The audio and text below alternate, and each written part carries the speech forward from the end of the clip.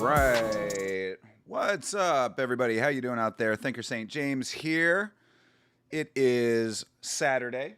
We have no UFC. I do have some bull, though. A bullless St. James currently. You will see me come to life through the power of the Red Bull. But since we watched Karate Combat yesterday, did not get to watch one championship. And I've got that queued up. So just going to do a little bit of a chill stream today. You know, rewatches are always a little bit more casual than live watch-alongs. But we've got it queued up. Get it started here in about 10 minutes. Let anybody who wants to hang out get themselves in here. And, of course, this is on Amazon Prime in the United States. If you have a VPN, you can watch it on One Championship's YouTube channel. And, of course, if you are outside of the United States, I believe that most territories can watch it on YouTube without a VPN. So we'll give it a couple minutes, and then we'll get started over here. Hope everyone is having a good Saturday. I have slept a ton, as I said last stream. Still getting over a little bit of a cold. Thankfully, not a bad one, but I have a voiceover job that I need to do next week, so I really need to get myself 100% for that.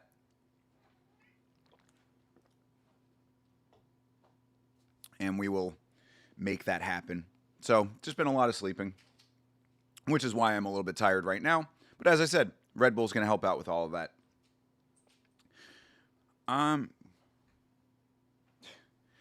Yamacat, of course, not happy with the amount of sleeping / not paying attention to him that's been going on.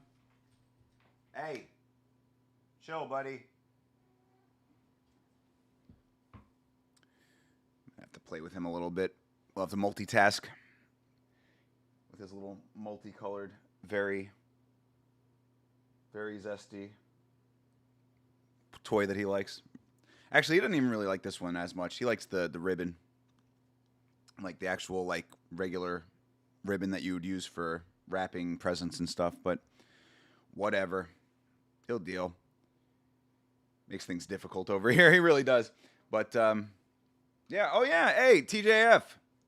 WTJF. And, yeah, also, I didn't even realize, but, yeah, happy Valentine's Day, everybody. If you are Valentine's-less, then, yes, Yama is your Valentine this year. Here's a big smooch for all of you. Mwah. But, yeah, hope you're doing well, TJF. Thank you very much for stopping by for this. We'll get the stream started in just a little bit. All of us single folks can enjoy some fights while the coupled up saps have to go out there and spend money. From what I understand, from what I've heard, like, a lot of people are starting to ditch Valentine's Day even if they're in couples. Like, people who are in couples, like, you know, they're saying that they're celebrating Valentine's Day, like, on days that are not actually the 14th because they realize that it's just a big scam for people to spend money, which I can appreciate for sure. But on the other hand, I also do recognize that, like, some businesses, like restaurants especially, make a lot of their money on Valentine's Day. I mean, like, you know, on holidays, I guess I should say. So, you know, Valentine's Day important to the economy to an extent, but if people don't want to spend their money on, you know, essentially a Hallmark holiday, then I'm okay with that. Walmart so packed, bro. Just let me enjoy my peaceful trip. Yeah, right. Like, that's the funniest thing to me with all holidays. It's like, do you really mean to tell me that that people can't take the same amount of time that they're going to be spending in Walmart or whatever store they go into on the day of the holiday You don't mean to tell me that they couldn't take that same amount of time any other day during the week? Like, people who don't plan ahead kind of like, I don't know, I don't really understand it personally.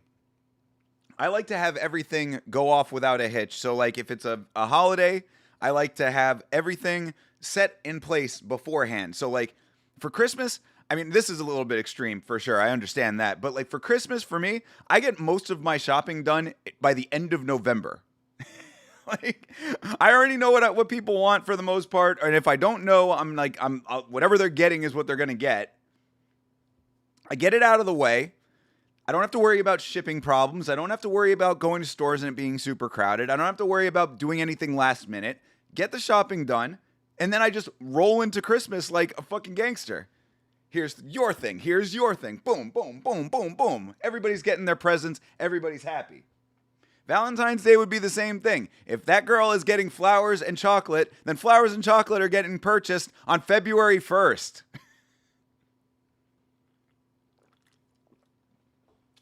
Saratobia is here. That's a lady that knows a thing or two about being treated nicely by gentlemen, I hope. Bloomis is here too. TJF, Sarah T, Thinker, all you mofos are legends. Indeed, you are a legend as well, Bloomis. Thank you for being here. We're going to get started with the One Championship stream in about 4 minutes. And again, happy Valentine's Day to all of you. If you do not have a Valentine, I am your Valentine this year. And I have multiple ones in the chat, all of you guys. Actually, I think that going by actually who's in the chat right now, the people at least chatting right now, I think most of you guys are spoken for, so good deal. Shouldn't you guys be out there with your significant others? Having such a good Valentine's Day so far. How has yours been, you guys? Oh, yeah. Well, I was just saying that early. I've slept a lot today. I'm getting over a little bit of a cold. It hasn't been impeding my ability to put content out, thankfully. But, you know, I when I'm not on stream and when I'm not making videos, like I definitely have been dragging. You can hear it in my voice a little bit. And really, the important thing, I have a voiceover gig that I'm doing next week. So I really got to get my voice 100%. So today has been a lot of sleeping. I've been doing a lot of sleeping just in general, which also fucks with the sleep cycle. And then now I'm up in the middle of the night and I'm sleeping in too late and all this kind of stuff, whatever. Either way, just getting myself back up to snuff, getting myself ready for all of the important things I've got going on. In fact, I also have to keep an eye on my phone a little bit through the course of the day. So this is, like I said, rewatches are always a little bit more of a chill stream. So we're chilling. But anyway, as far as Valentine's Day goes, it's this is pretty much going to be it, and I might try to do a second watch tonight. There's a Muay Thai event at 10:30 tonight, and we'll see how I feel at that point. I might be spoken for, but when it comes to my main man thinker, who knows? I have that effect on people of all sexes and gender identities. I may have many Valentines today. It's okay. True. But yes, to get treated well by men. Yeah, absolutely. You must. It is important. It is very important. Treat men well as well. You know, I think that's something that needs to just be across the board thing. Everybody gets so bogged down in like the things that are specific to them, you know, their gender, their ethnicity, their sexual preferences, all that kind of stuff. They get, you know, everybody kind of like gets into their own world with all that stuff. But what we really need to realize and take forward is just to treat each other well. You know what I mean? Like across the board, like should not matter all of those specific things to any one person. Like treat all people well, and then everybody is being respected and hopefully feeling respected. They're doing a UFC 300 replay. Oh, goddamn, really? That's awesome. Well, if you want to go and watch that, I understand, bro. But we're doing One Championship today. This is, you know, obviously this just happened last night, so I always want to keep up with one. And we're gonna get this started in about a minute, so excuse me. I'll have a sync point for you And I'm going off of the Amazon Prime version of the stream, so it's about 4 hours worth of content here. Kaz got me flowers, a balloon, and a huge Ferraro Rocher. Oh, Ferraro Rocher is the shit. We've talked about that. That's like one of my unsung favorite candies of all time. You're making him a ribeye, garlic pesto rotini, and garlic herb smashed potatoes. I love this. This is built to last right here. That's an even exchange of great things. All right, so it is 4 o'clock. I'm going to start the Amazon Prime feed of One Championship right now, and then we are, I'll give you a sync point based on something that's on screen when the actual feed starts. So I am starting the stream in 3, 2, 1, go. And when they actually start the feed itself, I will give you the timer. Oh, they actually went right into it. Okay, so live. Give me something to look at here. The black screen. Okay, there we go. So after this, after the intro graphic will be your sync point. Looking at all these cool graphics of all these cool fighters. One is on the screen, and as soon as one is gone, there you go, right at the end of the fade out. All right, so One Championship is underway. As I always say, good people deserve good people. If you treat me well, I'll treat you even better. Yeah, that's definitely how it should be, right? That certainly is how it should be. And also, I've come to understand that, like, even with people that you really like and that you're really close to, you have to recognize that everybody has their own personality. There is a lot of circumstances that come with every individual person. And you have to adjust and be willing to alter yourself to an extent. Obviously, you don't need to change yourself fundamentally, but you should always be willing to at least adjust. I'd say that adjust is a good word. You know what I mean? You need to be able to at least adjust to what you're getting from the people that are closest to you, if you are wanting to keep them in your life and if you are wanting to, to maintain closeness. Oh, yes, Stella. Oh, yeah, this is the rematch between Stella and Jackie Buntan, right? Yeah, hell yeah. Honestly, didn't even look at the card before I put it all together. But yes, I'm actually glad that we're watching this one because, yeah, Stella Hemetsberger versus Jackie Buntan 1. A lot of people thought that was a robbery, and I watched that on stream. So yeah, I'm actually really glad we're watching this. This is going to be good. Oh yeah, Nico Carrillo versus Shadow as well. This is a good card. Yeah, I'm really glad that we're doing this rewatch here. Did something happen to you, Thinker, judging by what you just said about being close to people? No, I mean, just knowing how I am with people that, like, I get very, I guess what I would say is that, like, I've had throughout my life a lot of times where I've had to, like, let people go and, like, push people out because they've not, they've done things that were kind of beyond the pale to me. But I realize that that's not how you should be with everybody. So, like, or that you shouldn't be so quick to do that, I guess I should say. So my point is that, like, there's always going to be stuff with people that is going to get you, like, is going to agitate you or make you think, man, I don't want to be around this person or whatever. But, like, you got to recognize when the people are important so that you don't automatically just push people away, because that is one thing that's a double-edged sword for me. I am very quick to drop people that I do not feel bring value to my life. I've always been that way, like, from very young ages. So, but that's not always how you should be, and you got to recognize when someone is, like, more important to you than that. Bleeding Edge, how are you, sir? Good to see you, bro. Happy Saturday. Happy Valentine's Day. I wish that if I had remembered it was Valentine's Day, I would have got, like, some Valentine's-y shit. I don't have any Valentine's-y shit. Ooh, but I do have Red Bull, so we're going to be okay. The crew's starting to roll in? Yeah. I mean, I would suspect that because it's Valentine's Day, we probably end up having a little bit of a lighter house and a replay as well. You know, unfortunately, it really kind of sucks. Had I not slept so much today, I might have been able to get Octagon in, or have gotten Octagon in. I believe Octagon is still going on, or is just coming to the end of their broadcast today. But we'll do Octagon at some point in the future. I'm looking forward to doing Octagon. You know, I'm trying to hit every single promotion. You know, that's my ultimate goal.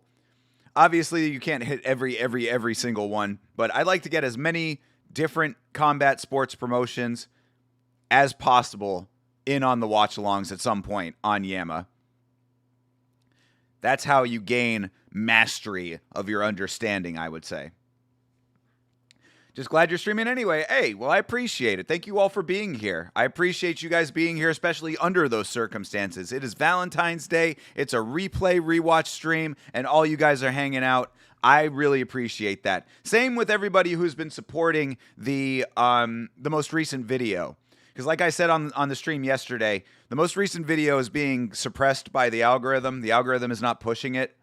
I'm pretty certain it's because of the subject matter, which is fine. You know, it sucks, but it is what it is. I can't change that, and I'm not gonna change the stuff that I talk about just to appease the algorithm. You can never do that. Like when it comes, well, I mean, you can do that if you're not doing it about combat sports, but when it comes to combat sports, you just have to inherently realize that the algorithm is just naturally like when you see a headline, dude bites other guy's ear off. You know, like there's just no way that the algorithm is gonna fuck with that, regardless. You know, so you just got to be okay with that.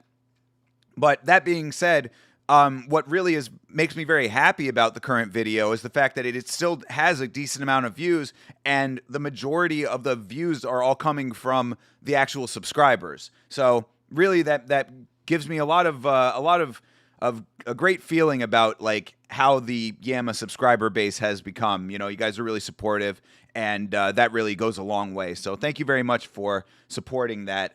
And if you like those kind of videos, make sure that you're always liking them and, you know, hyping them if you have the ability to hype them on mobile, because it really helps, and you know, it'll keep me doing those as well as the watch-alongs and the shorts and all the other stuff that we do around here.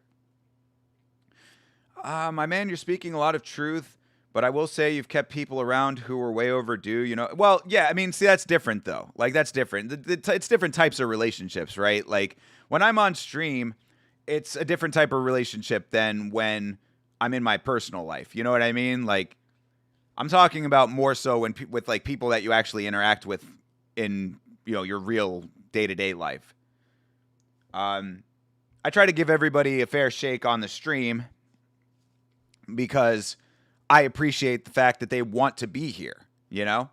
That's something that, like, I think is hard. Maybe it's a little harder to understand from the other side of the equation, but, like, you know, for me, like, I am very grateful to be able to have any audience when I'm doing this, you know, when I'm here. For the longest time, you know, a lot of times it was either myself or me and Vitz, and we were streaming to absolutely nobody, you know? So, like, you just get kind of used to that. And then once you start getting people in, it's like, man, I can't believe that like this is actually starting to work and that people are enjoying this. Like, I don't take that for granted. So when somebody comes in here and wants to be here, I'll give them as much leeway as I humanly can. But like I said, I always know what the limit is for that. When it's in real life and when it's you know, your personal life, it's a little bit of a different situation. Beeb is here. One of the earliest people that fucked with us for real right there, Beeb. Rick Allen has tiny genitalia. I mean, you know, not a great way to be when it's Valentine's Day, I would suppose. This is actually possibly the worst day to have tiny genitalia. There's probably not a good day, but Valentine's Day is probably not, like, is among the worst, I would say. That and your birthday, maybe. What is going on the one broadcast? Techno remix for a second here. I was just kind of buffering. Have you checked out the Perry stomp out situation? Bro, I still have that video up on my computer, like on my laptop. I have it up on there. The at least the Eddie Alvarez one. I've seen the clip, like the actual clip of what happened, but I have not watched Eddie's one, the one that you sent the link for. I have not watched that yet. The thing is with something like that, like if I don't get a video out about it, like right when it happens, I feel like I've kind of missed the window of it being important. So I don't know if I'm actually going to be able to get a video out about it, but I will certainly watch. I will certainly watch and make sure that I know what's going on with it. But good to see you, Beeb. Hope you're having a great day. Hope that you have a fantastic Valentine's Day. Beeb, another person who is linked up with a lady, if I'm not mistaken. So hope you're treating your lady well for Valentine's Day.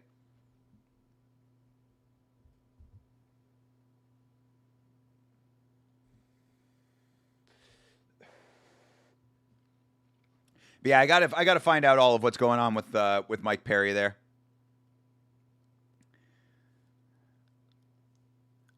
Staring at your physical media, bro. Trust.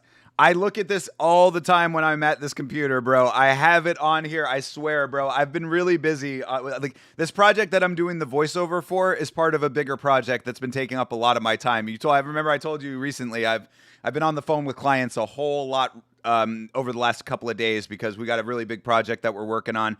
A bunch of them actually. Like, thankfully, I mean, really, I don't want to jinx anything, but right now things are starting to pick up, or at least in the process of picking up for a number of the clients that I have. So, trust, it has not left my mind, bro. The DVD tour is on the notepad. The notepad is right here. I am going to make sure that this happens. I have not forgotten. I also got to figure out how I can do it because like I'll do it on the phone probably, but like it's going to be a long video. Like I got a lot to show off, you know. I've got the big shelf. There's the VHS collection under there. I'm not even probably going to I'll at least glance over some of the stuff that's on the ground over here, but like that stuff is it's kind of unsorted right now, but all of that, there's like stacks of DVDs down here. There's DVDs over here on the floor. There's VHS and DVDs down there, VHS back there, and then the other VHS shelf is over there. So there's a lot. Like, it's going to be a long video, so I just got to make sure I got all the room on the phone and all that kind of stuff, but I'm sure it'll be fine. I'll do it. Then I got to figure out how I get it off the phone. I'm sure I'll be able to figure that out. I'm smart. I'm technical.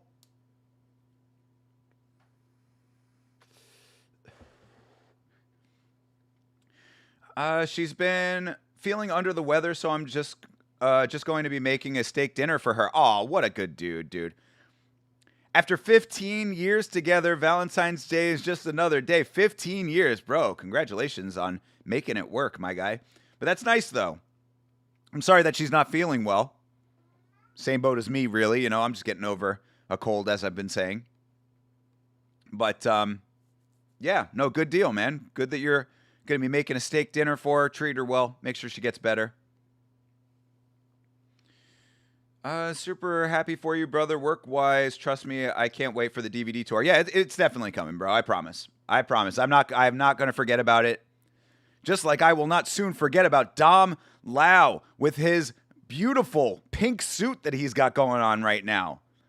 Dong Lau with the pink suit with black lapel. This dude is styling right now. That crushed velvet, it looks like. Beautiful. What a look. And of course, Olivier Coste, the GOAT referee. Don't care about unsorted or whatever. I want to see. Well, that's the whole thing, is that I got to try to figure out a way to show it because they're just in stacks right now. Hoarder AF? It's not Hoarder AF if it's all stuff that I want. I think that's actually the definition of hoarding. But no, I mean, I'm a collector, bro. I only collect, like, I think it gets into that's actually a good question, right? Like, where does it become hoarder territory? And like, for me, I believe, like, two things. One is if you're collecting, if you're keeping things that don't have any actual value, then that I think is hoarding. And two, when it starts to encroach upon your actual living situation, that's where I think it becomes like hoarding. For me, you know, I'm a DVD and VHS collector, so, you know,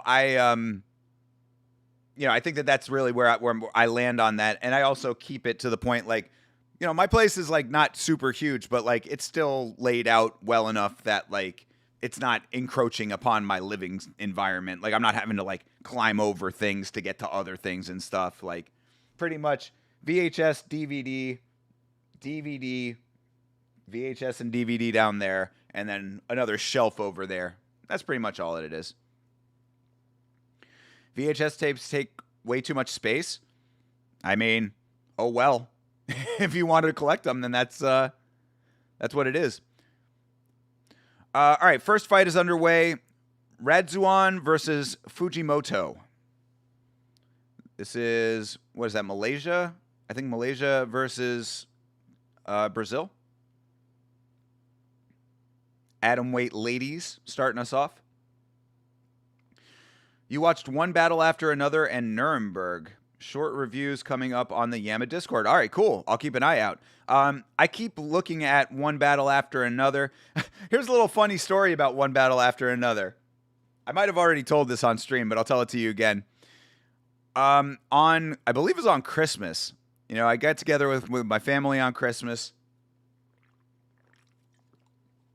On Christmas, we generally will watch a movie together.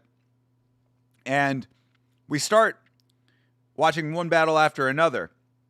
And if you've seen that movie, it starts off with a bunch of very sexual stuff. Like, I don't really know why. I guess I'm going to have to find out. But we start off the movie, and about 15 minutes into the movie, my mom is just not having it with the sexual stuff. She's like, I don't like this. I don't like what's going on here.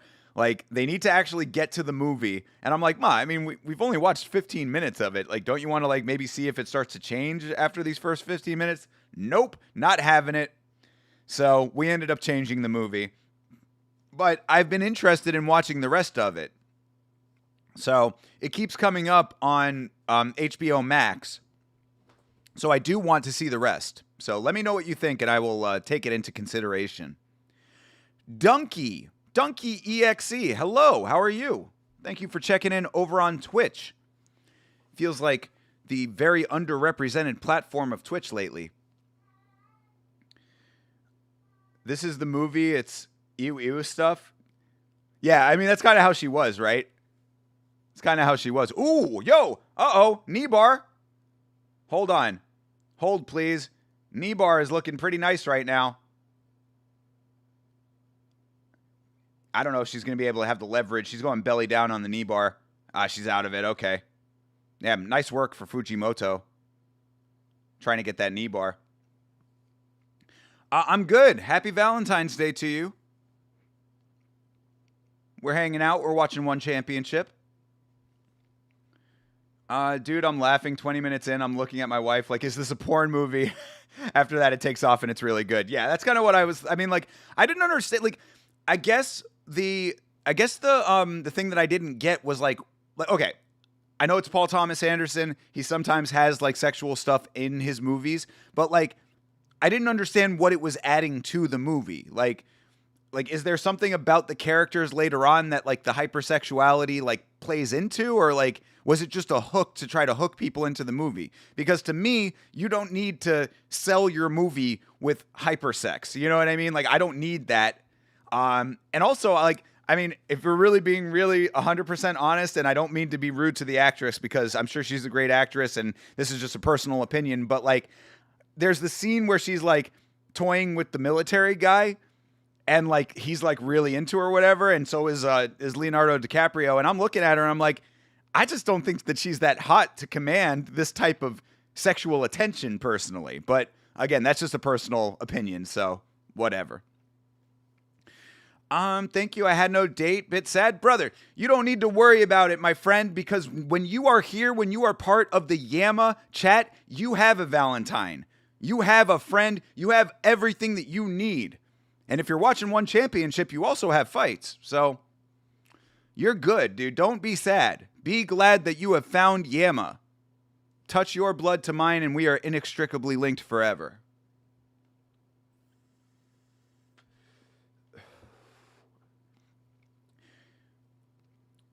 Bro, you just convinced me to make my review longer in the Discord. Okay, fair enough, my guy. Now I'm interested. I definitely want to. I definitely want to. I definitely want to read it.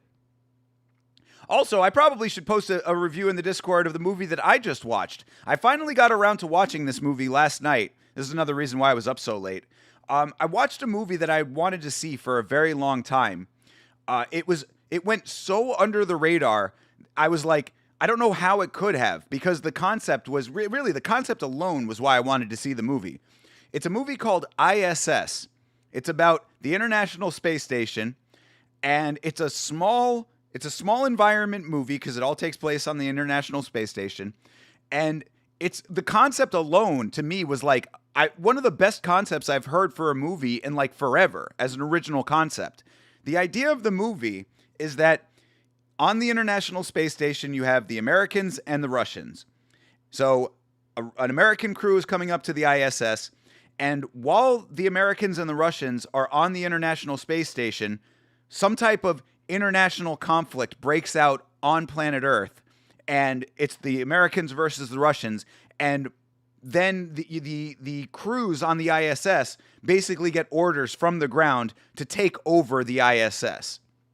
And and like now it's like you're in this small environment with two crews of now rivals that were supposed to be working together, and how they go about navigating that. And to me, I was like, that is such an amazing concept for a film. Like just alone by itself, I was like, that is a great concept. That's a high concept film right there. And so I was like, I wanted to see this movie forever, but it was like, it went so under the radar. It just kind of came and went. So I found it last night. It's on Fandango at Home, which is a streaming service I didn't even know existed. But Fandango at Home, you can watch this movie for free. I watched it and I really liked it. Apparently it only has like a 6 on IMDb. But I'm like, dude, I thought it was pretty good. Like, I enjoyed it. There are definitely, like, if you really want to nitpick it, there are problems with it. Or small things that you could say are like, why would this be this way or whatever. But like, if you just take it as a film, like the thing with me with it is, it's like, if the things that people are saying are wrong with that movie, if you think that those things are wrong with that movie, yet you like superhero movies, then I have no respect for you anymore. Like, how could this have been this way? This is such a far stretch to take your mind that these people would act this way. I'm like, oh, this is a far stretch, but you have fucking, Doctor Strange doing magic portals and shit. Like, give me a break with that. I don't know. I had a lot to say about it, but like, anyway, the point is that ISS is the movie, and I really enjoyed it. I think it deserves way better than what it's getting on IMDb and Rotten Tomatoes and all that stuff. So if you get a chance to watch it, I would recommend it. Yama Chad is your Valentine. Exactly. Absolutely. James finds Ronda Rousey hot. I mean, am I wrong though? I don't think I'm alone with that. I mean, she's not the hottest, but Ronda's an attractive woman. Her personality makes her ugly, but physically she's pretty. Mank is here. I liked your stream, brother. My bad for offending you. All right, Mank. I forgive you, bro, but I will forgive you with the caveat that you need to like act right, my guy. like don't say that you're sorry and then re-offend. You know what I'm saying?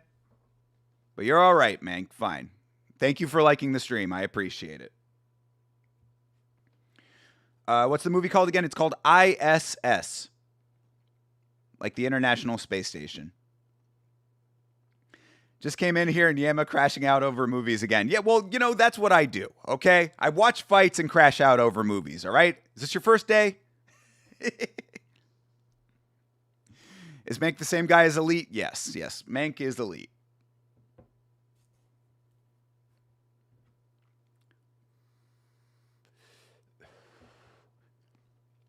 Fujimoto is just crushing this fight, by the way. This is a very one-sided fight. Especially since this is MMA.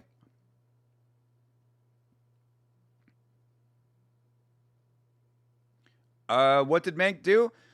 He just DM'd me some dumb shit. Unprovoked. He also did it at a very bad time. He did it the same day that someone else was crashing out in in the other in my Discord. How did you reoffend? Because you used to do that shit in the hive too. I'm saying don't do it again is what I'm saying. Just be cool, bro. Like that's all you got to do is just be cool.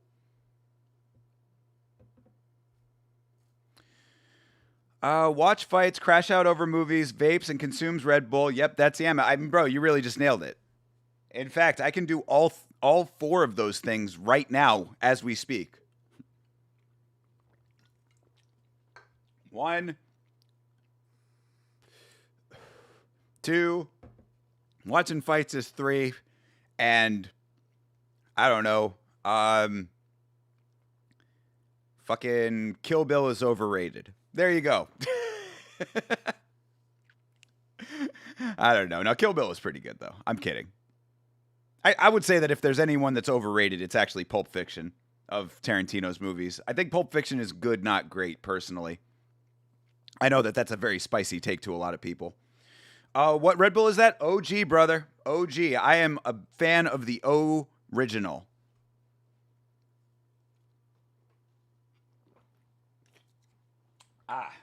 Might have to be in 2 Red Bull day, perhaps. We'll see. Never seen Kill Bill, but I ain't watching that. Why?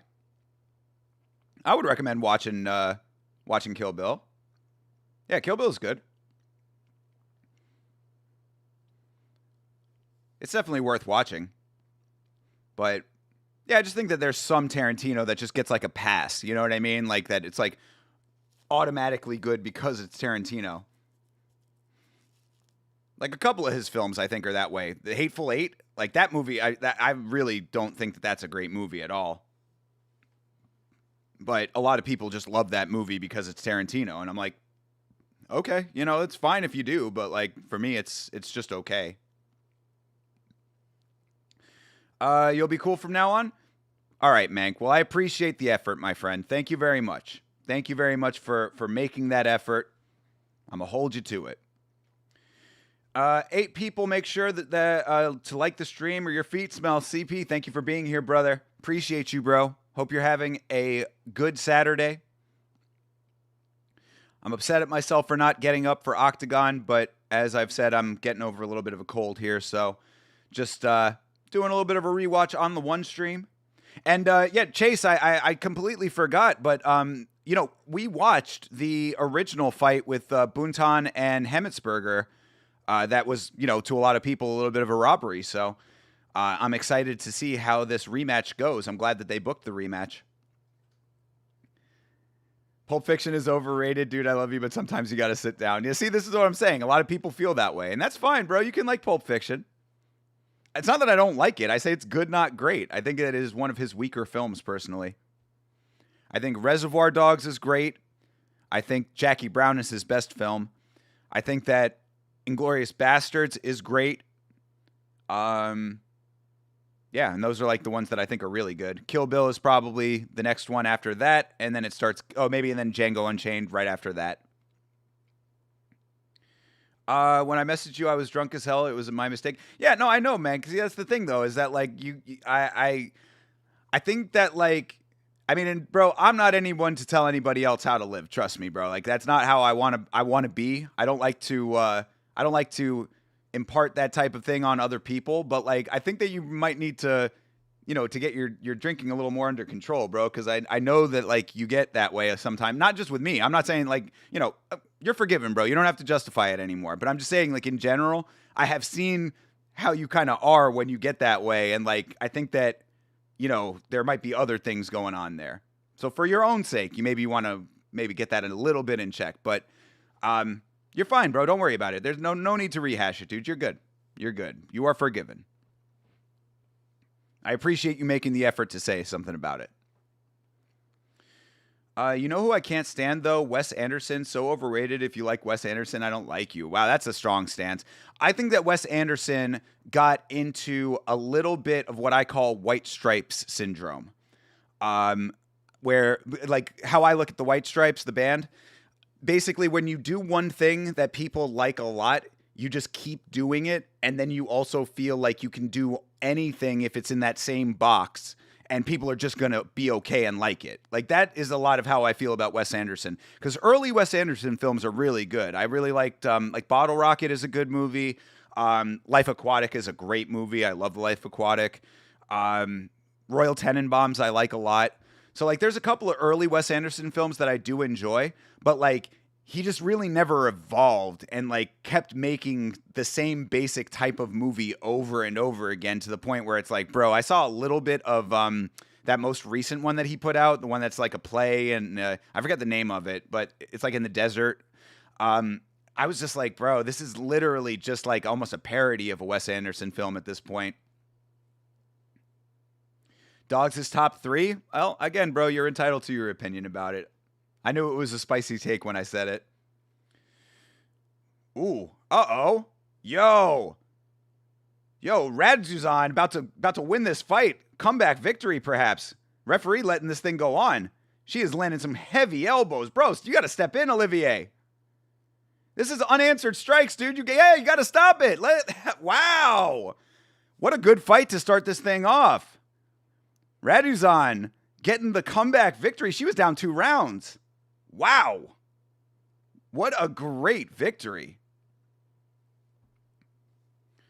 Who do you got for Strickland versus Fluffy? Fluffy all day long. Fluffy all day long, for sure. I understand, bro. You're right. Okay, well then there you go, bro. You know, good deal, man. See, and if you're willing to make that step of knowing that there are things that you can adjust, then you're already in a good spot, my guy. Right on the money. Royal Tenenbaums was a banger. Yeah, that exactly. It's kind of like made the same basic film over and over again. So I do understand that opinion, though. Sounds like Call of Duty milking to me. Call of Duty milking. I don't know what that means. Is that a phrase that I'm supposed to know? Fluffy is going to beat the racist out of Strickland. Yeah, Strickland. He. It's like every time that I think that Strickland has like adjusted himself at some point, like he just goes right back into the most asinine shit. Like he really is a piece of shit sometimes, man. Audio. Yeah, hopefully audio is okay for everybody. Oh, Call of Duty making the same game over and over again. Got you. Yeah. Yeah, true. Yeah, most definitely then. Yeah, I would say that that's absolutely accurate. And how many times can you improve upon the same fucking game anyway? You know what I mean? Like, oh, we changed this little piece of the physics, or like the skin looks this much better. It's like, bro, it's the same fucking shooting game over and over again, you know? Especially when you're kind of boxed in when it comes to something like Call of Duty, because like how many different of the era guns can you have, you know? Unless you're starting to go into like the future and like you have all kinds of like space weapons and shit. If it's going to be like actual true to life weaponry, then how many times can you really improve upon that?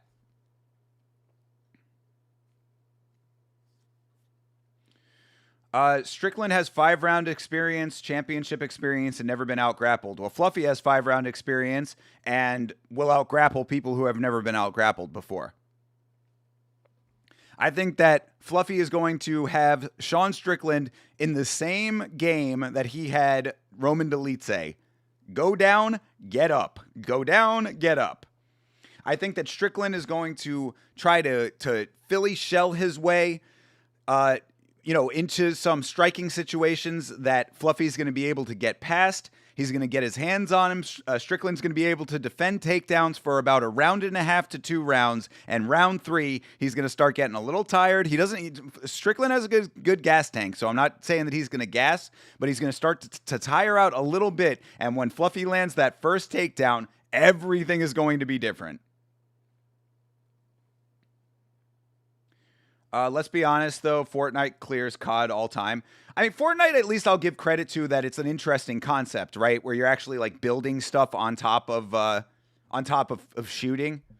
So I give Fortnite some credit. But then, I mean, really, how long can you make that last and be interesting. I don't know. I mean, people are still playing it like crazy, so maybe it's something that I don't even understand about that.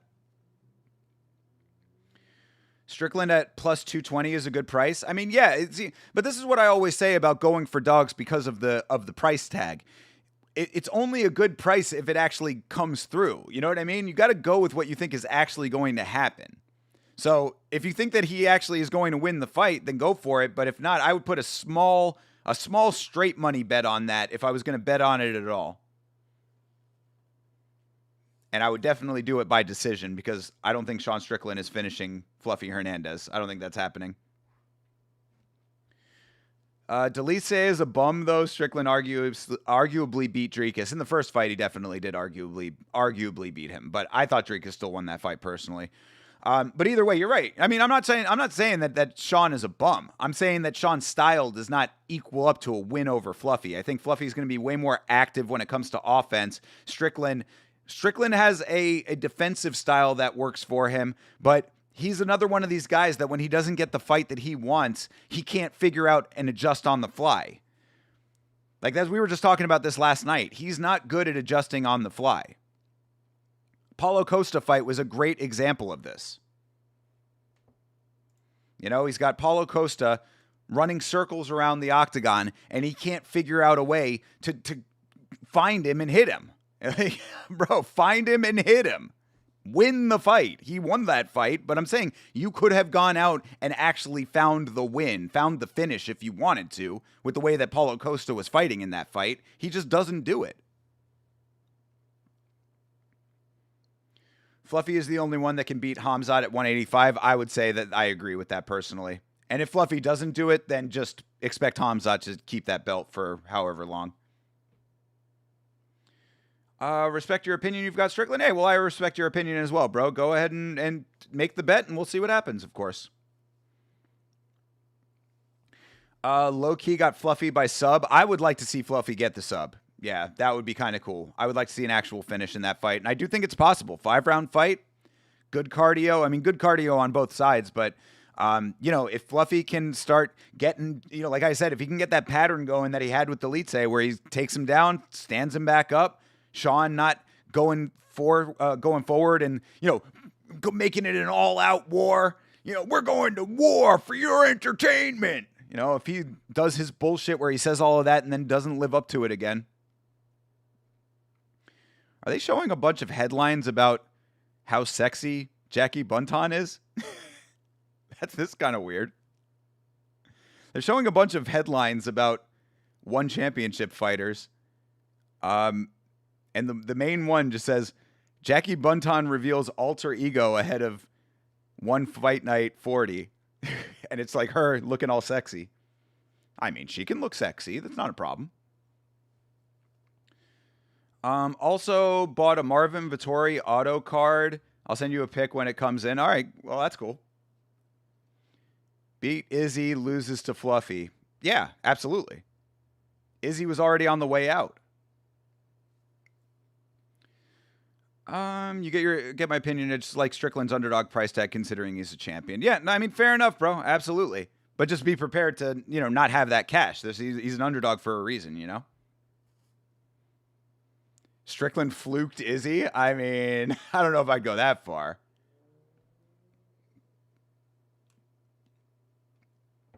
When Strickland goes to war, I go to war. I thankfully am not participating in World War III. Yeah, when Strickland goes to war, I go to war. Thus, I have never had to worry about going to war.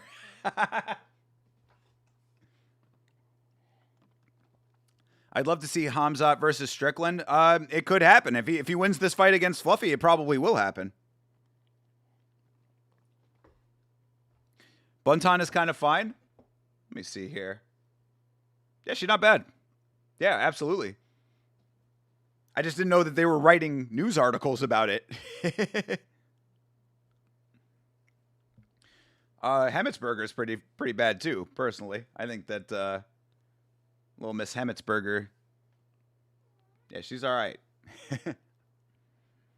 You want Gauthier versus Strickland after what you saw against fucking, what's his name? Against Pulayev? You still want Gauthier versus Strickland? Strickland would probably work Gauthier now that we've seen what happens when he doesn't knock people out in the first round.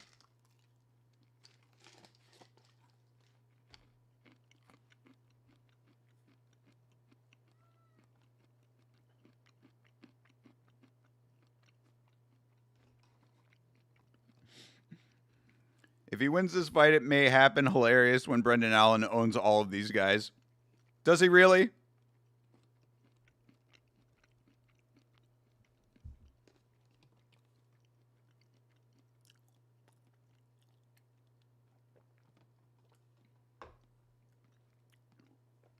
Gauthier took it easy? What? Took it easy? Bro was huffing and puffing like the big bad wolf in round 3.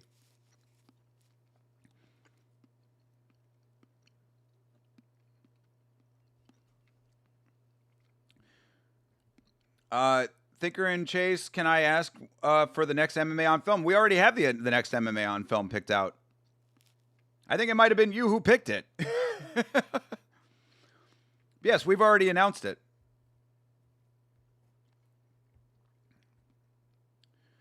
Also, who do you think is getting the number 15 spot in heavyweight after Almeida got cut? That's a good question.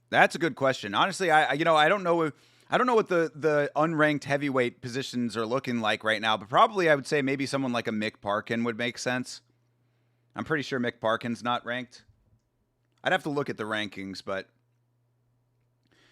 either him or like a Thomas Peterson or something like that. You know what I mean? Like somebody who is like not necessarily like, winning consistently, but has enough wins to, to be worthy of it.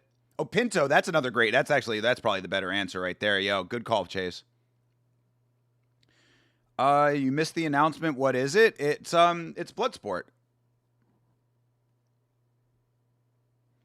And yeah, me and Chase got to get ready to figure that out. Yeah, Cat tail sighting over here. Hello, everybody.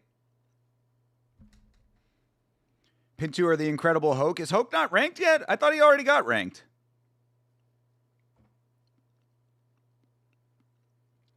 Yeah, if Hoke's not ranked, then yeah, that's the easiest answer. I thought he already got ranked. I thought he got ranked off of his last fight. Maybe I'm wrong. I guess I have to be wrong if that's the case. But yeah, no, I mean, I didn't realize that. I thought he was already ranked. Then yeah, then the actual answer to me is absolutely Hokit if he's not ranked currently. Sad to say, because that guy is cringy as fuck, and we all know how dumb his... Bro, did you know that he even tweets the same way that he does his post-fights? Like rhyming and shit? This guy is a fucking ridiculous cringe lord. But that all being said, cringe or not, he is a good fighter. All right, we've got submission grappling here in one championship, so I have full range of head motion. I can watch this submission grappling or go straight to the chat. I think I've made my choice. See if we actually get a finish in this submission grappling. I don't know, to be honest. Half of the heavyweight division is ranked. Yeah, very true. That's exactly it. It's like, who do you think deserves it? I don't know. Who's not ranked? Hokit is my favorite heavyweight right now. Bro, as crazy and as sad as it may be, he actually might be mine as well.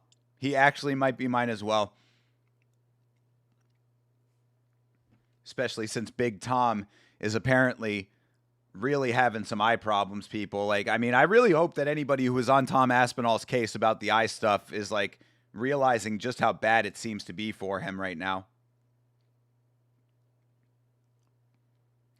Hell yeah, Bloodsport is why I started karate. Has it been filmed, and when is it coming out? We have not filmed it yet. It'll be streamed live like we always do. But Chase and I, now that we have some other video stuff coming out, I really would like to get this project that I'm working on at work done if I could, because this is one that's going to take a little bit of time. But hopefully it'll be done within the next week or at the most 2 weeks. So probably within the next month we'll have it done. And me and Chase will start brainstorming when we can get that started. So we'll let you know when the recording is going to be. As always, I'll post a channel post about it. And I'll keep you posted on all that. But yes, Bloodsport is next up. And, keep us posted on the other stuff that you want. We love doing MMA on film. It's like one of the funnest things that we do. So, yeah, we're very happy to do that. And we're glad that you guys support it. So thank you guys for watching. Hey, Jeremy Hall is here. What's up, man? How you doing, bro? Hokit, although kind of annoying, does bring some life and energy to the heavyweight division. Yeah, no shit. I mean, a guy that big who's able to move that agilely. He is a very agile heavyweight with great wrestling and knockout power. I mean, I think that he is, to be perfectly honest, I mean, I again, cringe or not, I have to say, he is actually, I think, the ideal heavyweight right now. A guy who actually knows how to wrestle, has knockout power, and can move his freaking huge frame around. I think he checks all the boxes as far as I'm concerned.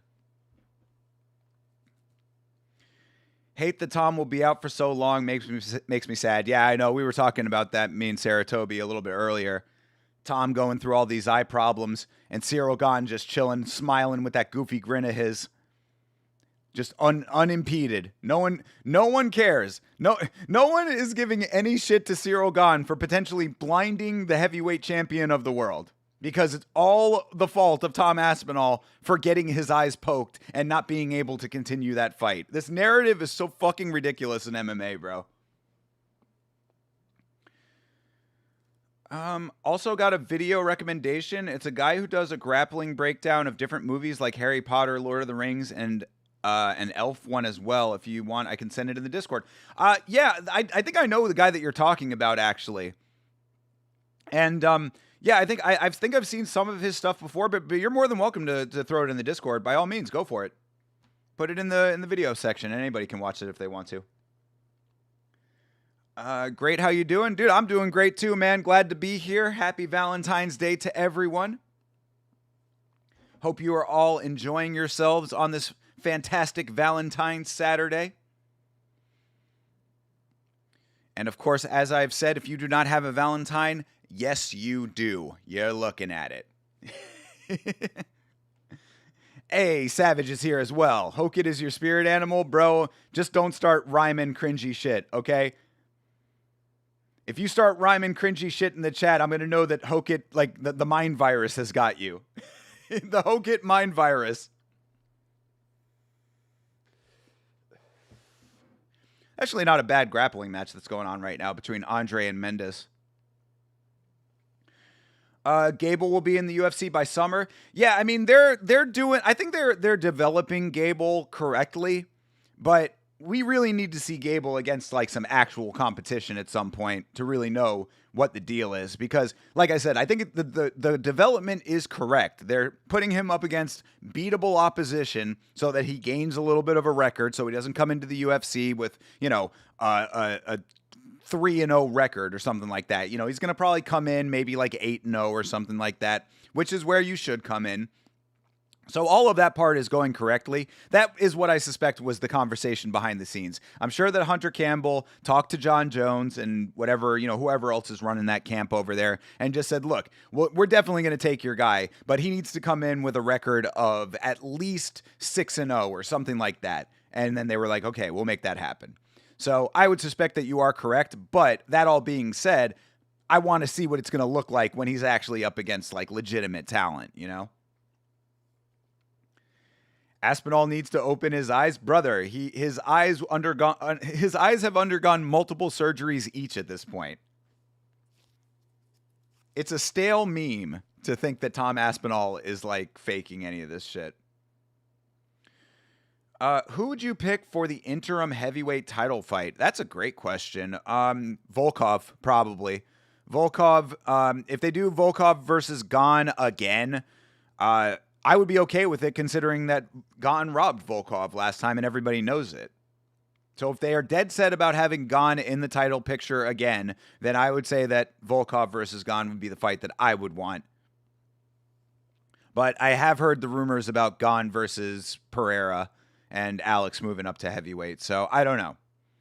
It depends on if that actually happens. If it does, then I wouldn't be mad at that. But I do think that Volkov has gotten a bum rap with, with the robbery loss and then the weirdness with the Almeida fight. Hokit versus Gone for interim belt. I mean, I think Hokit's a little bit early on for that, but he's not too far off though. You know how it is at heavyweight. All he needs is like 2 or 3 more wins, and he's right into that picture for real. Like literally 3 wins would get him into a title shot. Hokit is WWE bound. Definitely will be after his fighting career is over. After his legit fighting career. Gable versus Hokit or Blades. Yeah, that would probably make sense. It depends on where Hokit and Blades are when he finally does come in. But like he could definitely go up against like a Mick Parkin or like the guys that I mentioned earlier, Mick Parkin, Thomas Peterson, Jonathan Janice, Marcin Tybura, Sergey Spivak, like some of these kind of guys like that would make sense for him to come in at, Bro, I don't rhyme, no crazy shit. I'm just chilling after work and taking a hit. Seeing my boy is on stream and it made me gleam, but I would never rhyme unless it was on the drop of a dime. Well, all right, Savage. I will hold you to that rhyming, not rhyming. Not bad. Actually, less cringy than Hokit's rhymes. My Valentine is looking out. My Valentine is out looking where she misplaced her cinnamon trees that were delivered a couple of weeks ago. Cinnamon trees? That's what's up, dude. How you lose a tree is beyond me. I swear I put it right here. How tall are the trees? I mean, to be fair, you do have a lot of land, so it's like she might have thought she put it in some place on the land and it's a different place, but that is pretty funny, though. I do like that. That's funny. Hey, Bloomis with that $10 super chat. My main dudes did Warrior and Bloodsport. Those are my favorite fight films. Let's fucking go. Well, let's fucking go with the $10 super chat. Chee wee wee to you, brother. Thank you very much for your generosity. Appreciate you, bro. Very kind of you. And absolutely, we will be getting the Bloodsport review in, and the DVD tour is coming very soon. I promise this. Waldo is also doing really well. Might get a chance. That is true. Yeah, Waldo probably deserves it more so than most people right now, I have to say. Yeah, super W for Bloomis, absolutely. But yeah, as far as Waldo goes, yes, I agree, bro. Waldo has been doing the most right now and consistently winning. He absolutely deserves it. You are right. Throw a big bag at Rico. Dana swallows his pride and brings back Francis. He's never going to swallow his pride and bring back Francis. That's never going to happen. Throw a big bag at Rico probably should have already happened. And shout out to Rico for not taking the bullshit that they were offering him. Rico Verhoeven, a huge star in Glory, which we have now come to find out has a big following all on its own, Glory Kickboxing has its own culture. I was not aware of how big Glory is, but Glory Kickboxing has his own fan base over there, obviously doing pretty well, that promotion. They're giving him big bucks, and he comes over to the UFC and they want to offer him fucking 15 and 15. Get out of here with this shit. So I give him a lot of credit for turning down the deal. But in the reality of things, he probably... it would be right for them to do that, but you know how it is with the UFC, bro. They're never going to offer anybody real deal money. Especially somebody like Rico who is only tested in Glory. The only people who get real big money off of their debut is somebody who has a huge name already, like a household name kind of thing. That's where like fucking CM Punk will get money. The bag for CM Punk was probably huge, and you see how that turned out.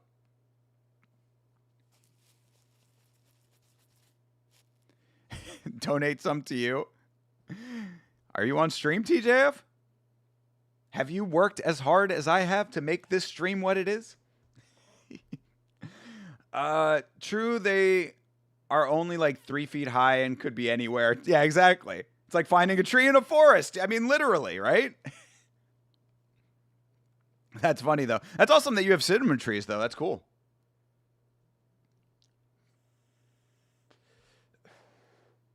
Glory is huge, just not in the States. Yeah, I've come to find that out. I can't wait to watch the next one. I got to see my guy Milos fight again. My new favorite fighter over there. Yeah, definitely turn that deal down. Yeah, exactly. I mean, I don't know for sure if it was 15-15, but you know it wasn't good. For a guy who already has a built-in fan base overseas and does not need to take bullshit money. Want to see Mokaev back as well? Bro, yeah, I mean, the fact that Mokaev has not been brought back is kind of criminal at this point, dude.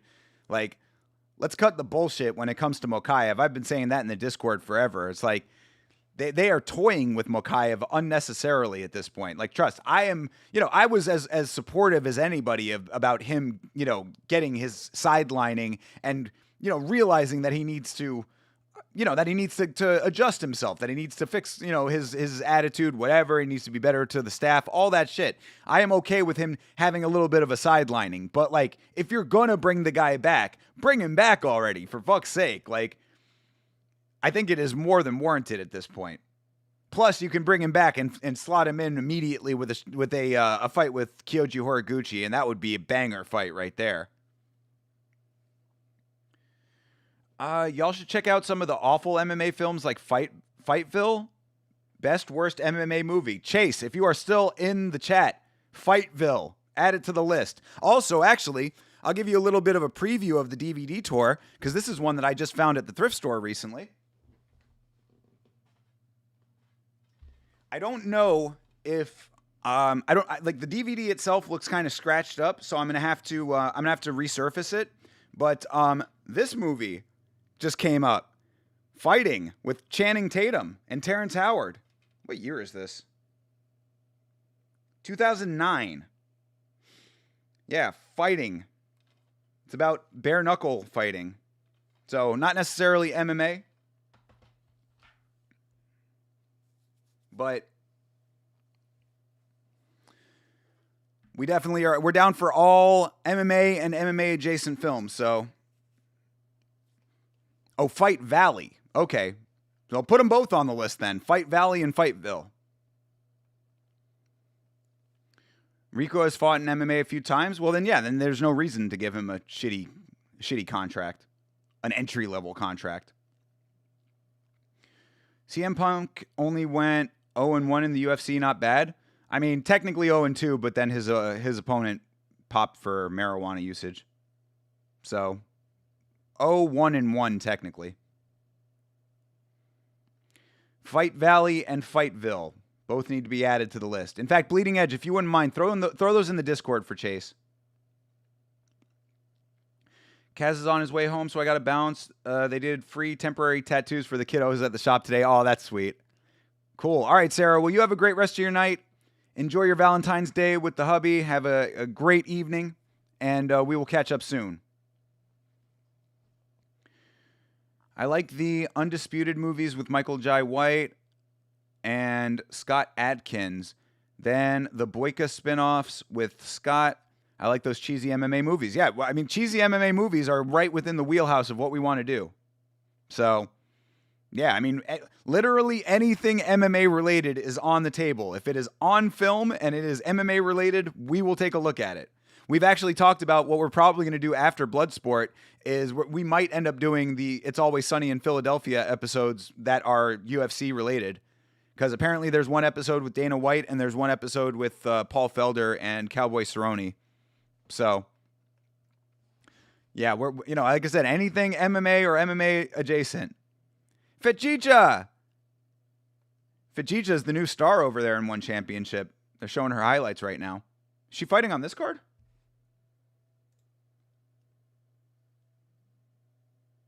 No, I guess not. Maybe they're just hyping her for another card. That sucks. I like Fujita, at least based on what Chase has told me. Did you see the sad news that Stevie is leaving GMM? No way! I did not see that news, TJF. Holy shit, people. Hold the phone. That is major news. That's like major internet news. Where's she going? Oh my God, wow. That's really big. That's crazy. I really thought that Stevie was going to be with them for forever. I mean, she has been with them forever. Where is she going? Oh my God, no, I gotta look into that. Yeah, TJF, please give me the details if you know them. That's like that's like that's like serious internet news right there. in the YouTube space for sure. Wow. Fightville is a legit good documentary. Okay, cool. So one's a legit good documentary, and Fight Valley is a legit bad fight movie. I like it. The UFC needs to bring Adrian Lee from One Championship in. He's a stud and he's only 19. I think that the Lees are very, very heavily ensconced in One Championship. I think that they treat them very well. This temple that they are showing on screen right now in Thailand is gorgeous with that serpent that was surrounding it. Holy shit, that looked amazing. I'm going to go back and find out what that temple was. That looked awesome. It was like a temple on an island, and the island is surrounded by this like sea serpent. That looked fucking cool as shit. Thinker getting fight movies from thrift stores is a man after my own heart. Bro, I mean, 90% of what you see behind me is from thrift stores, bro. I live in thrift stores. Thrift stores is where I grew up in thrift stores. Thrift stores and dive bars is where I say I grew up. Check out Blood and Bone along the same lines as fighting. Okay, got you. Blood and Bone. Yeah, you guys got to put these things in the Discord so that Chase can add them to the list. The list is very long already, but I would certainly like to add these, yeah. So yeah, throw it in the Discord. And if you are not a member of the Discord, people, it's easy as 1, 2, 3. There you go. There's the link coming in for you. The Muscle Milk episode with Cerrone and the boys is hilarious. Yeah, I know. I mean, It's Always Sunny in Philadelphia is hilarious in general. I mean, what a good show. It's like Chase's favorite TV show, too, so it's going to be an easy one. And I like it, too, because it's a nice, we do like a couple episodes of the show. It's easy, it's fun, it's fluffy. These full movie reviews, obviously you see they're like 4 hours long a lot. So it'd be nice to just be able to do a little bit of a shorter one, get something out easy, quick, We just got to be able to find the episode so I can pull screenshots for it. But I'm down, so yeah. Looking forward to it. I'm looking forward to every single one of them. I'm really looking forward to when I can hire an editor to just do the editing for me so I don't have to sit there doing all of the screenshot placement and all of that. What about the Friends episode with UFC? Oh, that's a great one, TJF. Damn, good call, dude. That's a great call right there. Y'all are putting in some really good suggestions for MMA on film right now. Yeah, with Tank Abbott. I remember that episode. That would actually be a really good one for MMA on film, too, because I think Friends is one of the most overrated comedies of all time. Such an absolutely mid sitcom that for some reason just got all this popularity. She's doing her own thing now? Not much, but she's got a month before leaving. She's doing her own thing how? Like she's starting her own channel? I always thought that her show on her show on Mythical was good. Like, Let's Talk About That, the show that she did. Like, I liked her show, and I think that she's funny. I mean, she's definitely has a decent personality, but like to go and do her own thing, like, is she like leaving Mythical altogether, or is she just like stopping being the producer of GMM, and then she's gonna have her own show on the Mythical network, but it's like her own thing? I can't lie, I've always had a little bit of a crush on Stevie as well. The fact that she is, does not swing that way has always been a little heartbreaking to me. What's your all-time top thrift find? That's a great question. Holy shit. I mean, if we're talking about movies or just in general, you mean? To be honest, I don't know all the details, but I think she's leaving Mythical. Wow, that's a major, major change. That's like a paradigm shifting change at Mythical. Like, Stevie has been like such a central figure to that organization for, I mean, God, what, 15 years? Something like that? That's crazy, man. My top thrift find of all time in general. I mean, it's hard to say like now because we used to go a lot when I was a kid. Oh, actually, I can tell you. I stand by. I'll show you.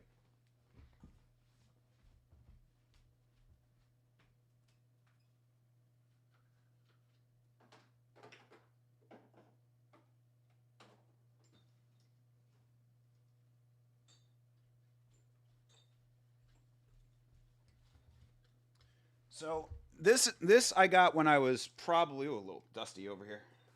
Wipe some of that off. This I got when I was probably like 14 or 15. This is a. Let's see if I can get this all in screen here. This is it's a liquor set.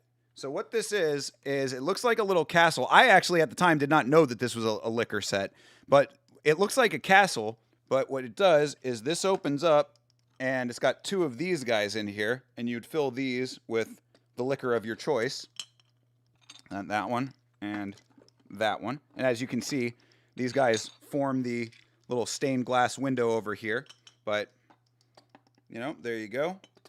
So you'd fill those with liquor. And then in here, you've got a set of 4 little shot glasses. So obviously, I do not drink anymore, but I didn't get this for drinking when I got it, and now I just love it as a decorative piece.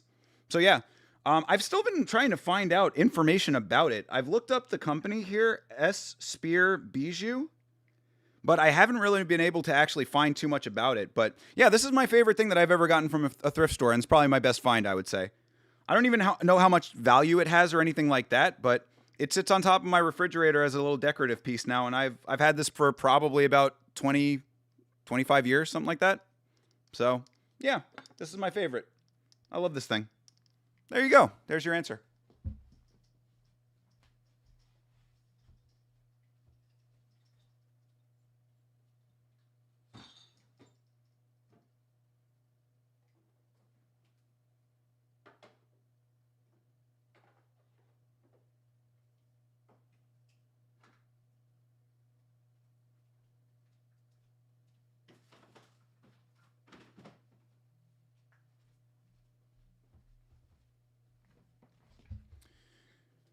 Yeah, I got to go. I got to go and dust that thing. It was a little bit dusty for sure, but yeah, sits on top of the fridge, so got to clean that off a little bit. Kind of hope Chase takes over the spot, but I always watch episodes at lunch, and even when I was like 10 or so. Yeah, of Mythical, yeah, absolutely. Yeah, Chase would probably deserve it at this point. He's been around for so long. I'm sure that he knows that operation inside and out. But I mean, really, the thing is that it's not even that like he doesn't deserve it. It's that it is such a central position to that show. I mean, she's the executive producer of that show, so it's like there's a lot that goes on in that position that I think is like, you know, that is a lot of behind the scenes stuff. It's not just the on camera stuff. So I don't know. That's going to be a hard role to fill. That's why it's so crazy that she's doing it. That's clean, bro. Yeah, hell yeah. Yeah, thanks, bro. Yeah, I love that thing. Clears my top find. Mine is a little JFK bust, but definitely not as cool as that. Yeah, I got lucky with that one. And that's how thrift stores are, you know, you get lucky sometimes. Somebody recently, you know, I'm in all of these like thrifting groups online, and somebody posted that they found this like I want to say it was like maybe like a 5 foot tall Sully from Monsters Inc. I guess it was like a promo bust or a promo statue that they sent out to toy stores, and they found it randomly in a thrift store. It's like that's the kind of stuff. It's like holy shit, dude. I've seen some amazing thrift store finds in some of the groups. But yeah, that's my favorite for sure. I'm glad that I kept that too. Sadly, it's a little bit wasted on me, of course, you know, not being a drinker, but either way, I still love it though.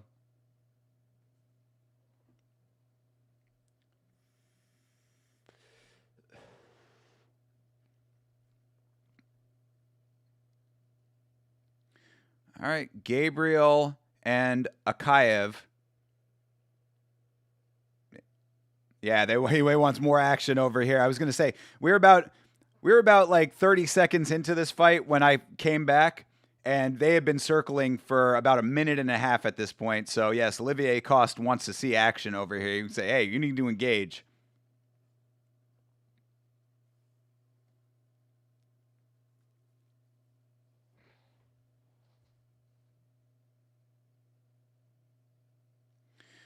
Do you do garage sales as well? Not all that much because I don't really like keep an eye out for them, and like garage sales are, you have to like know when they're happening, kind of thing, and a lot of them also happen on the weekends, of course. So I'm not usually around for them, but I have done them before. I also like to do estate sales if I can, but again, it's really just time dependent, you know. A lot of things have to happen during the week for me now because every Saturday is usually taken up with UFC. That is my commitment to you guys, my commitment to Yama. Also, as I said yesterday, if you were not here and might not have heard, I will say it again. I have gotten word that the shipment of one of the two remaining merch items has gone out. So, shipment number 1 is on the way. Shipment number 2 should be right behind it. So we are getting dangerously close to being able to launch the Yama merch store. And I am so excited to be able to do the announcement stream that's going to show off all of the merch. So just so you're aware, coming up probably within the next month or so, a little bit, probably a little bit earlier than that, I'm hoping. But, you know, just to be safe, I'll say within the next month. Keep an eye out. We're going to do a big launch stream. I'm going to show you all of the merch, and there might be some extra special stuff going on that stream as well.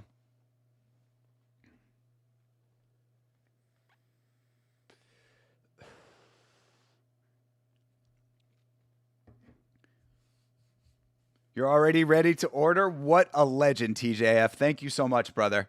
I appreciate that.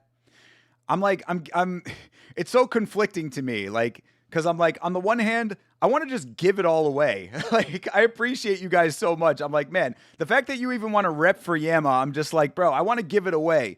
But like, I also, like, intellectually, I recognize that like I do have to recoup some of the cost of making all of this stuff because it has not been cheap.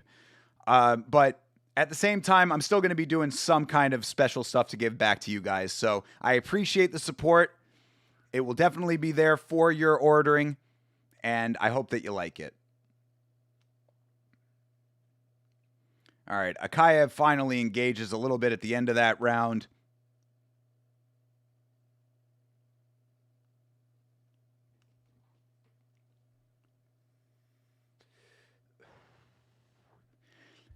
Oh, damn, TJF. Right in the heart, you hit me, bro. Appreciate you, my man. WTJF only, always. But the only streamer that you watch that's amazing, bro. Thank you so much, dude. Always glad to have you here. Always glad to have all of you fine folks here. You know, it's the best. It's the best thing, man. I'm telling you, like, on days when I'm tired, on days when I'm like, oh, you know, there might not be anything to do, whatever, I always still want to come on because I'm like, man, I just love being here and I love hanging out with you guys. And luckily, we've got one championship today, so this is pretty good. This fight started off a little bit slow, but Akayev landing a couple shots at the very end there. Hopefully, this will be a more entertaining round. Gabriel needs to get himself into this fight.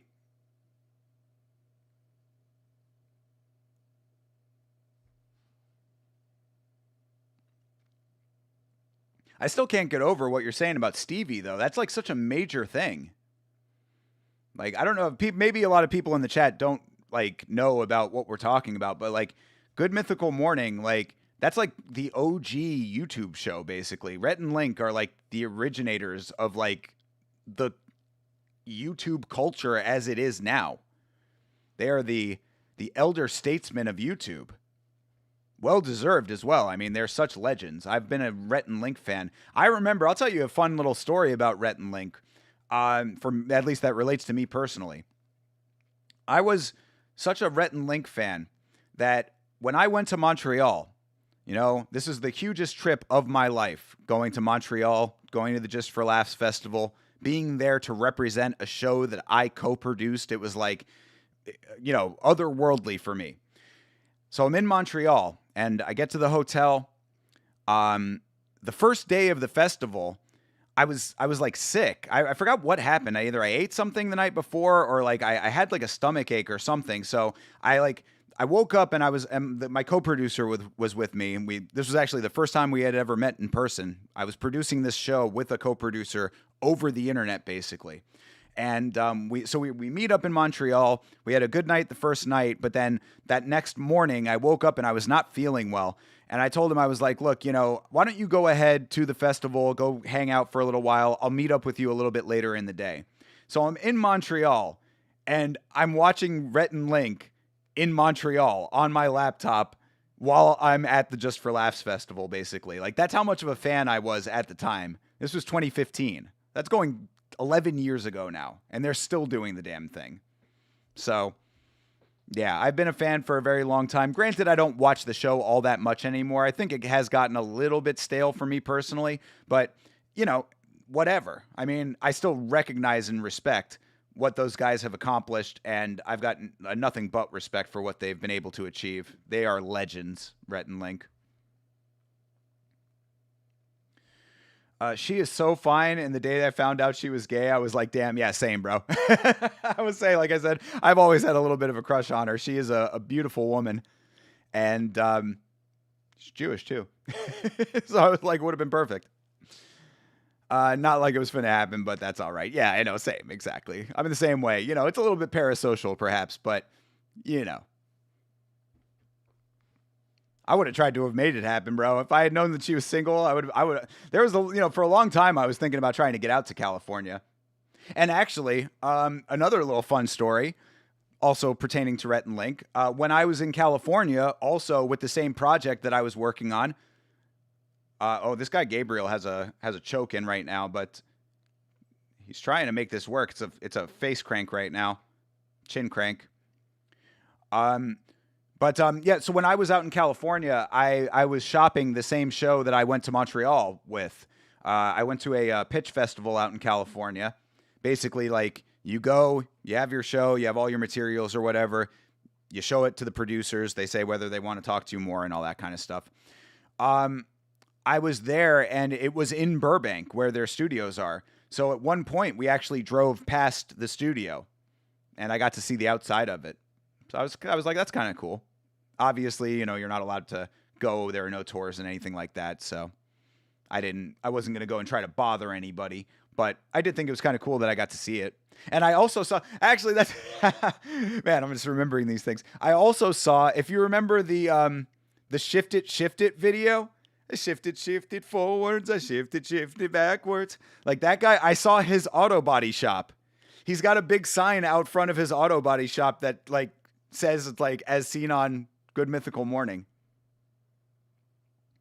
I shifted forward, shifted in reverse. Hey, nice reversal for Akayev here.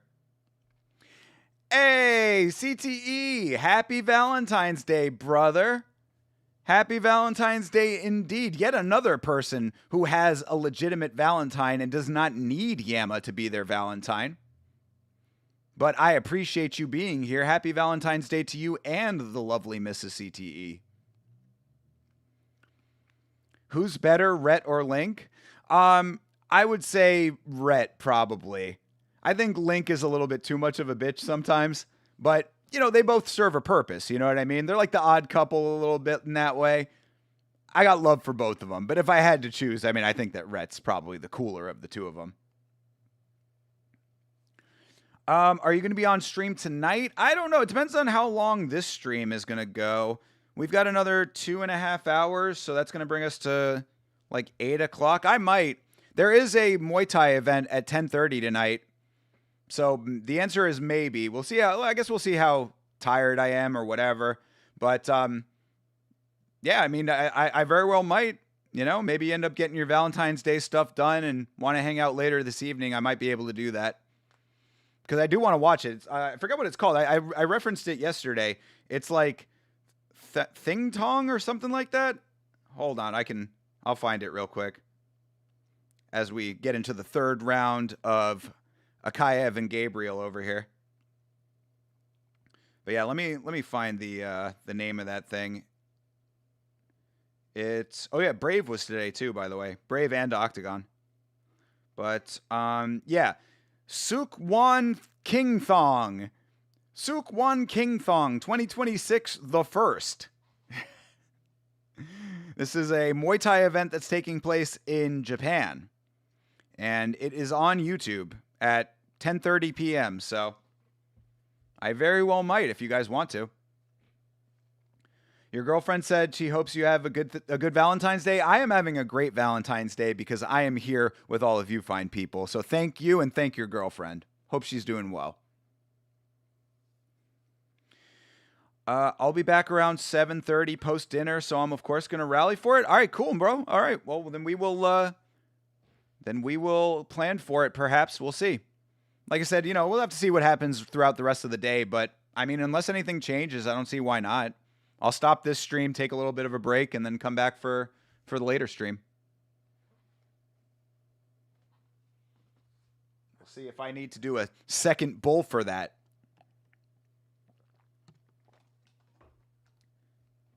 Still kind of just waking up, as crazy as that sounds. Because it's like I slept so much today, dude. I was up super late watching the ISS movie. And I slept a ton because I'm trying to get over this cold. I got to get my voice back. I got a voiceover gig next week that needs to get done. So I really have to do that. I'm going to try to do it on Monday, actually. So hopefully between today and tomorrow, I'll be able to rest my voice up and, not helping it right now, but being on stream. But either way, that doesn't matter. This is necessary. And really, it's not even about that. I just need to make sure that I sound clear and not raspy. But this shouldn't really affect that, I don't think. And it's more so just about getting my throat not sore anymore. Because I've had a little bit of a sore throat. This cold was like, this is not a bad cold at all. I know, some people get like that flu cold where their eyes hurt and they're achy and stuff. Like, that's not this. This is just a regular head cold, but it's been lingering more than I would want it to.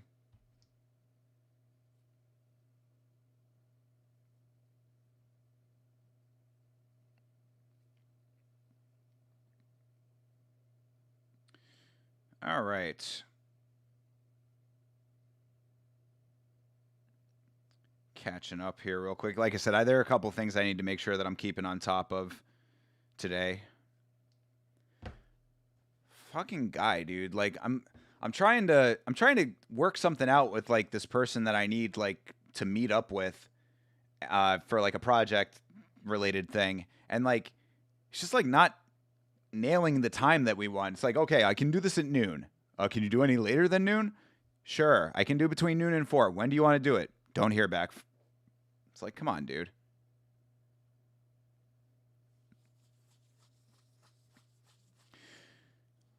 All right. Happy that Gabriel was able to stay in this fight. Ooh, a nice high kick for Gabriel. Akayev bloodied up in the face. Glad that they finally started engaging after that first round. That first round was slow.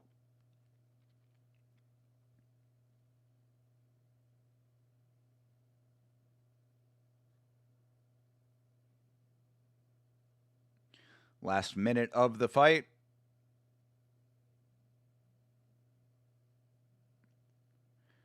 Nice kick to the body, followed up by a left hand. I think this might end up coming down to that inactive first round. Who are they going to give that first round to? I guess Akayev. So I guess Akayev's going to win this fight unless Gabriel knocks him out in the next 30 seconds. Goes for a takedown again. Single leg here. Just holding the single leg right now.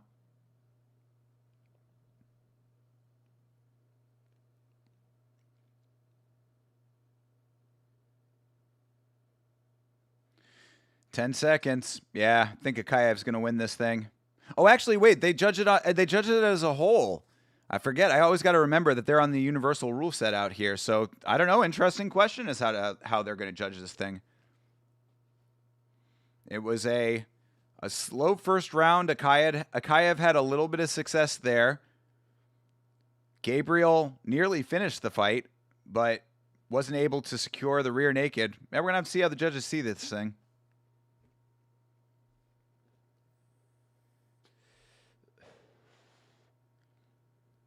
Tell me why Akayev is from Russia, but Gabriel looks more Dagestani than he does.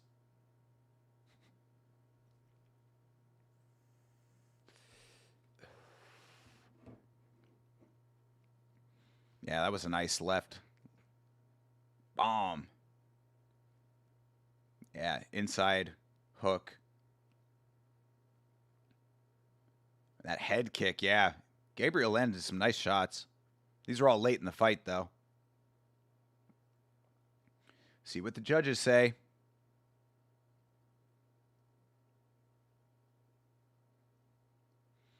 Gabriel holding up his child, a la the Lion King for a moment there. And she does not want to be hanging out with daddy right now. She wants to go back to mom. Oh, she's... Aw. This kid is all kinds of upset right now being in the ring. She doesn't want to be in the ring.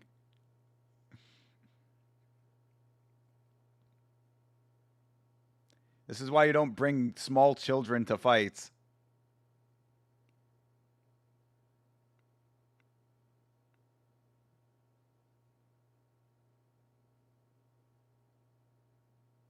Hey! All right. Gabriel wins the fight. Good deal.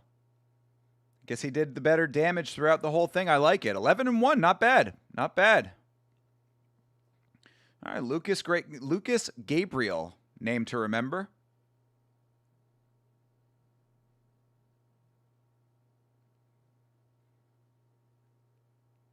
All right. Adrian Lee coming up next. Shozo Isojima from Japan he is fighting.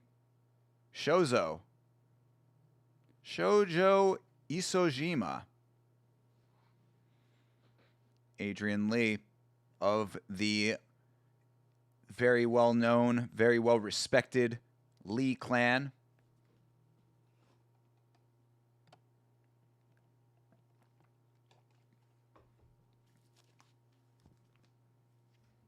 Let the ears breathe a little bit here as we see some promos.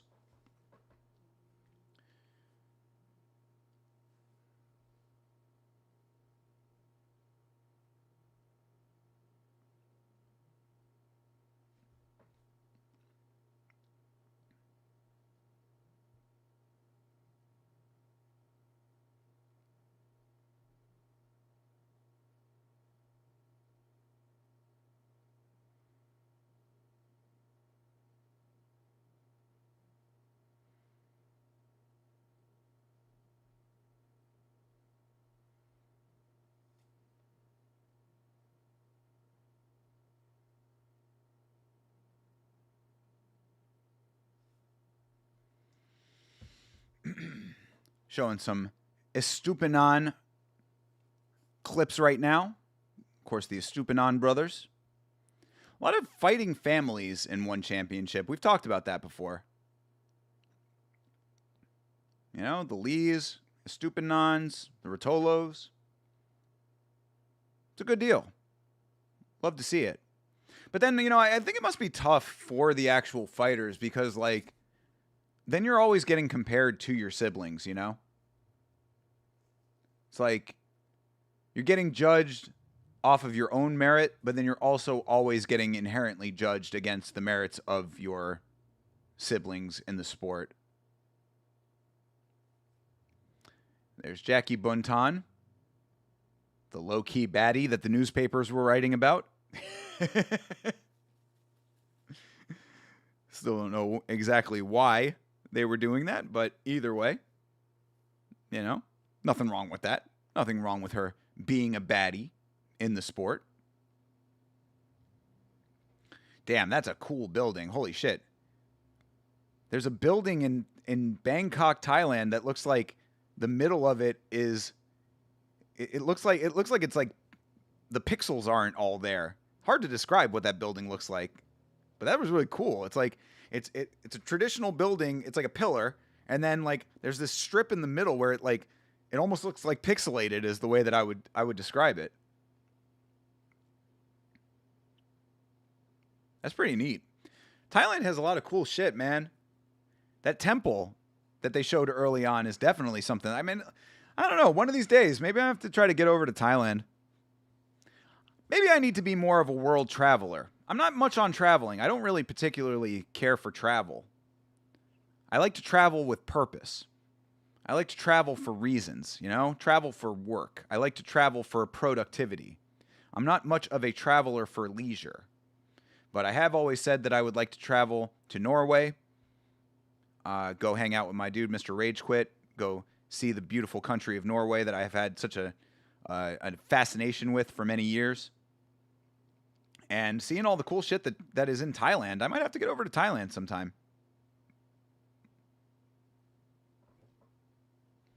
Heard Daniil Danchenko is planning on going to Thailand. I don't know if anybody saw that quote.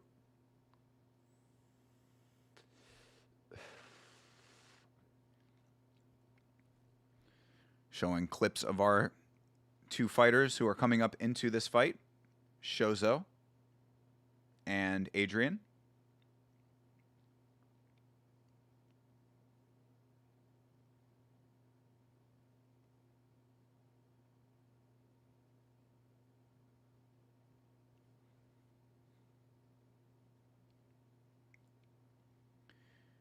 Damn, Adrian Lee is 19 years old. Holy shit, dude. Versus the 28-year-old Shozo Isojima.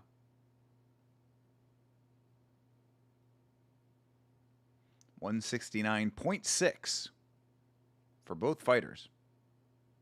It's an MMA fight.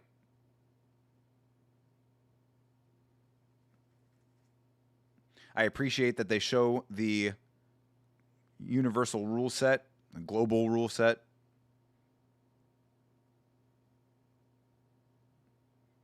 Before the fight so that you know what is legal and what is not.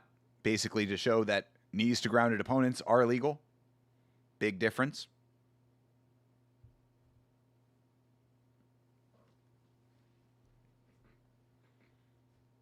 All right, making his way to the ring. Shozo Iwajima. Not Iwajima, Isojima. Iwajima is a place.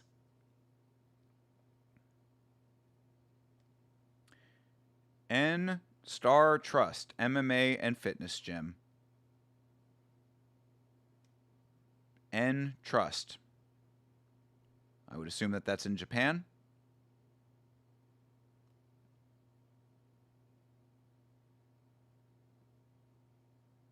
I don't know. Let's find out.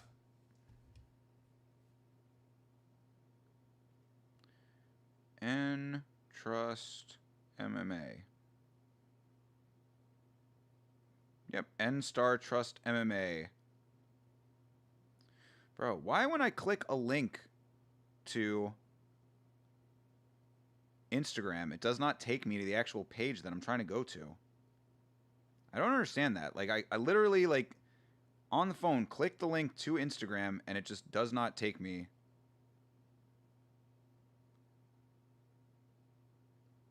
Does not take me to the place that I'm supposed to be going.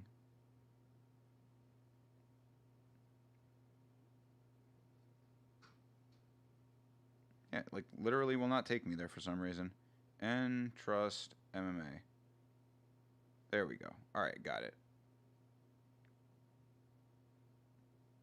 MMA, kickboxing, BJJ, grappling, and yoga. A whole lot of kanji, so I'm assuming that this is in Japan. Let's see if I go to their link tree. Oh, that's not a link tree. It's a Lin-E. Lin.ee. Okay, here we go. N-Trust-Japan. So yes, this is in Japan, this gym. And this is a whole lot of Japanese that I cannot understand. But yeah, look at all these classes that they have. They have all kinds of classes. I guess they're open 24 hours. That's cool. Sweet. All right, well, shout out to Entrust. See, the shirt and the advertising on the shirt did the trick. I looked. Ads work. As Adrian Lee makes his way to the ring, the Phenom, cool jacket.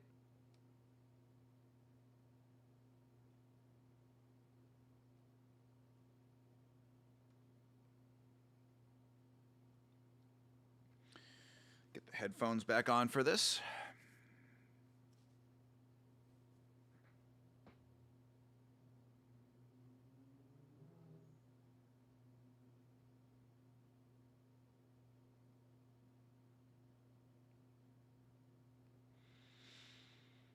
Adrian with his father Ken, brother Christian. Lot of fighting Lees.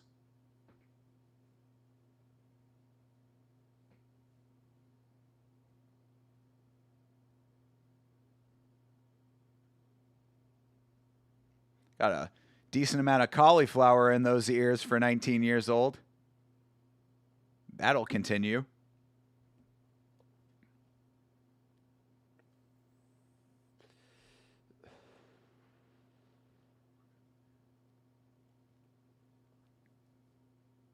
All right, getting ready to start this thing.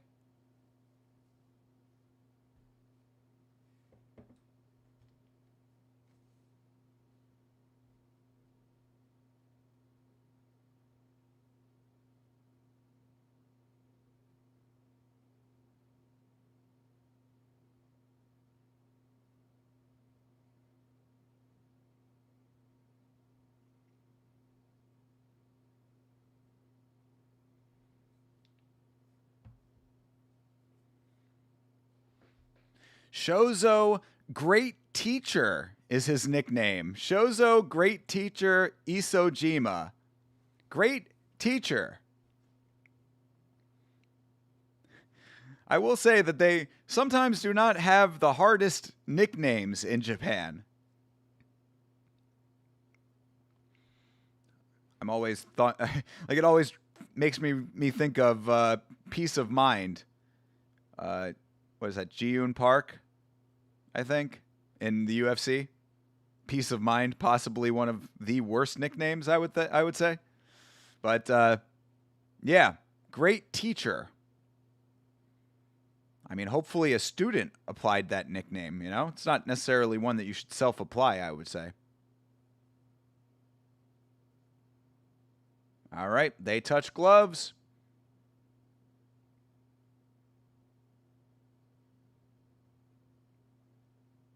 All right, fight is underway. Adrian Lee versus Shozo Isojima. Out there in Lumpini Stadium in Thailand. Ooh, all right, and these guys are off to a good start.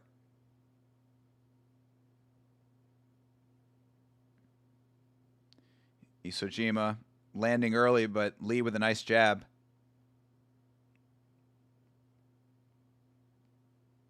Oof, good low kick for Lee, but Isojima with some nice hands. Good knee for Isojima. Ooh, nice shot. Inside hook for Lee lands. Lee trying to get him to the ground, and Isojima's caught up in the ropes. Yeah, Lee driving him into the corner here. The big difference with a ring versus an octagon, you've got a lot more of a steep corner to trap your opponent, and right now Lee has dragged him. He's got head and arm right now. He's not in the best position for it, but we've seen fights finished from this position. He's almost straight down, kind of in half guard with head and arm, not really locking it up though.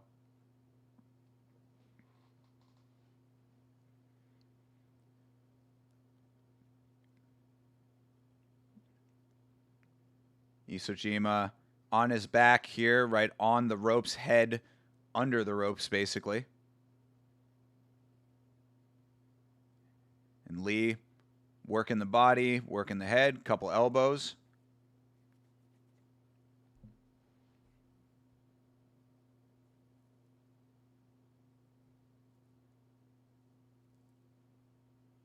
Ooh, nice elbow for Lee. Oh, and Isojima's bleeding now. Yeah, oh, he's leaky now. Ooh. I think that it was that elbow that sliced him. Oh, and Lee is full mount now. This is not looking good for Isojima. Yeah, blood on the mat. Blood on Lee. Blood coming out of Shozo. Oh, another elbow. 2 elbows from Lee. Yeah, Lee looking good with these elbows. Oh, and there's a lot of blood now. That kind of trickling blood that's going everywhere. Isojima, he needs to get out of this. He needs to buck out of this. Full mount. Oh, yo, Lee, full mount. Elbows raining now. Yo, yeah, I say Shozo needs to do something here. Kind of rolled to his back, but now Lee is doing a great job of keeping him in position.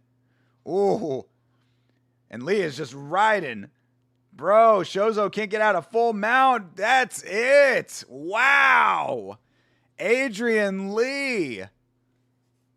I mean, really, I hate to say it, but Isojima, with not being able to get himself out of full mount, that's a problem, dude. That is a big problem in MMA. 2026, you need to be able to get yourself out of a full mounted position, my guy. But shout out to Adrian Lee. He got that position, kept the position, and was raining the shots down. Yeah, that was bad. That was some bad news right there. Adrian Lee with the victory. Very nice. Never count out a Lee. Good deal.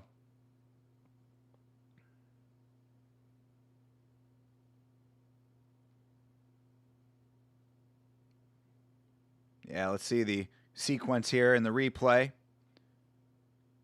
Yeah, early little drop, just kind of staggered Lee. But then nice counter shot there on the inside hook. And then he finally level changes here in the corner, gets him to the ground, and then bang in those elbows. Heavy elbows. Bomb, bomb. Yeah, and Isojima trying to buck out, but there's just nothing happening. He's got nothing for it. And then he just finally submits to it, basically. Olivier Coste with the good stoppage. Yeah, very nice. Very, very nice. Good stuff.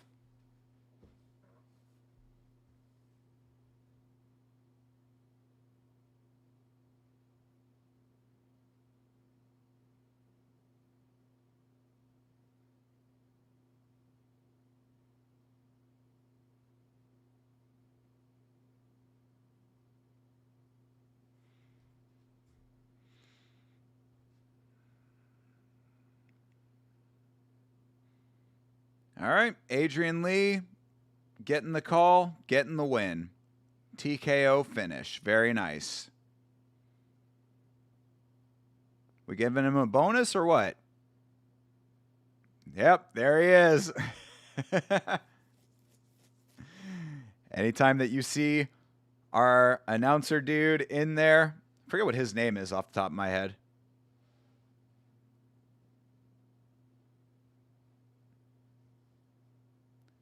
$50,000 incoming for Lee, I would suspect.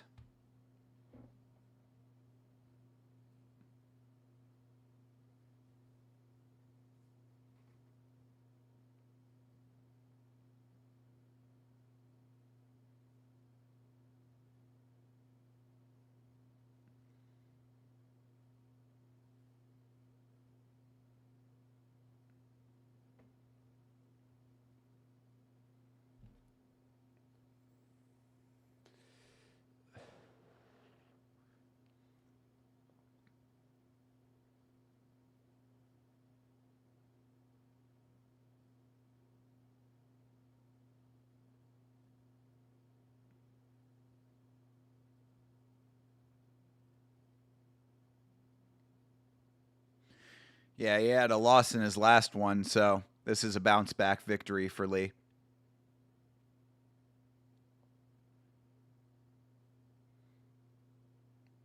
Are we not giving him a bonus? We're not giving him a bonus for the finish?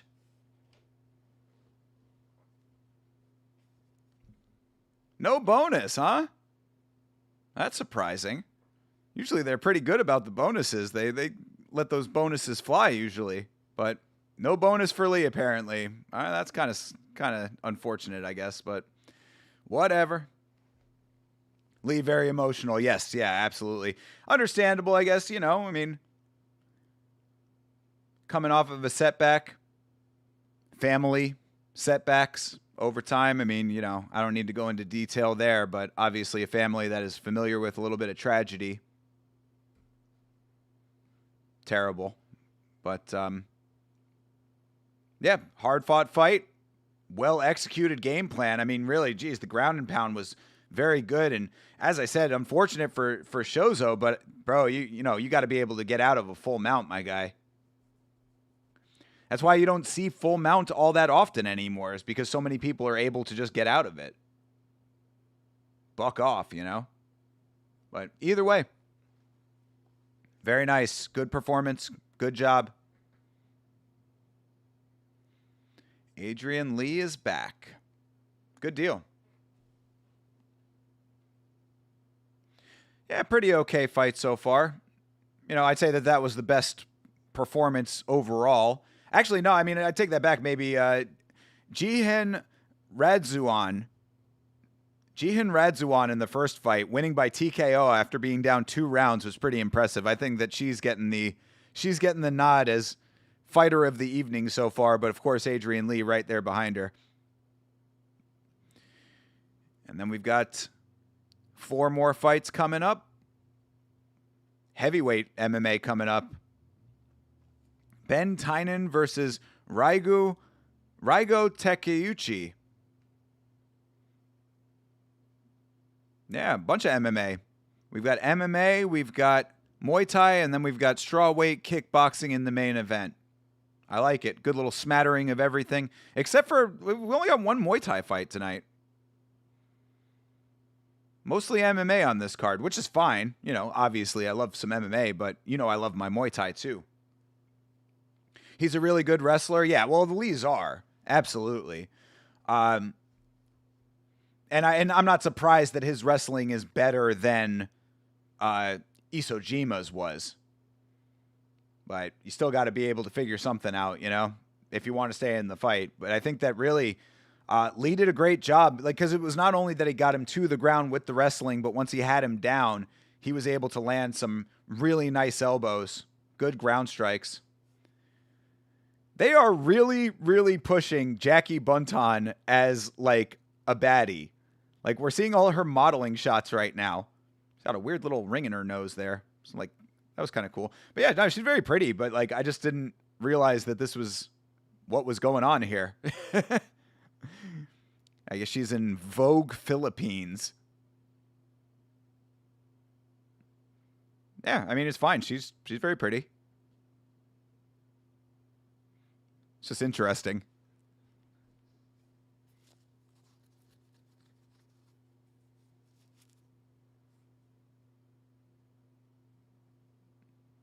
See if she's going to get her belt back after what many people thought was a little bit of a robbery in their last fight.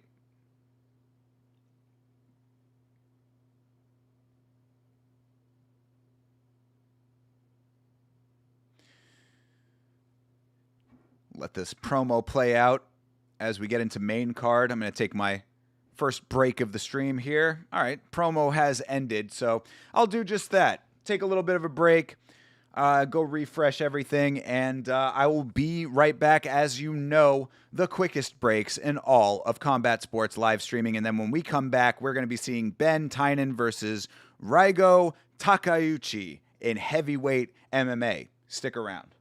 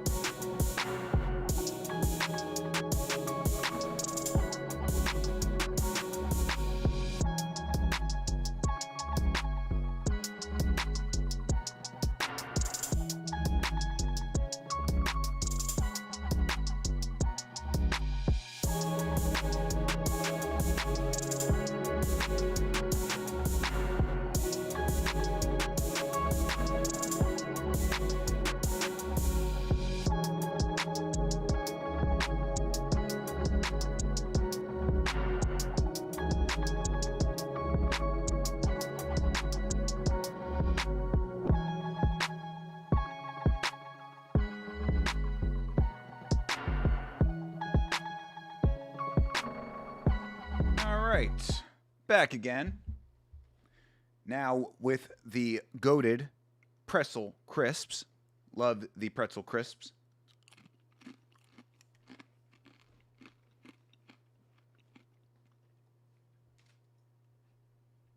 Rearrange a couple things over here. There we go. Perfect.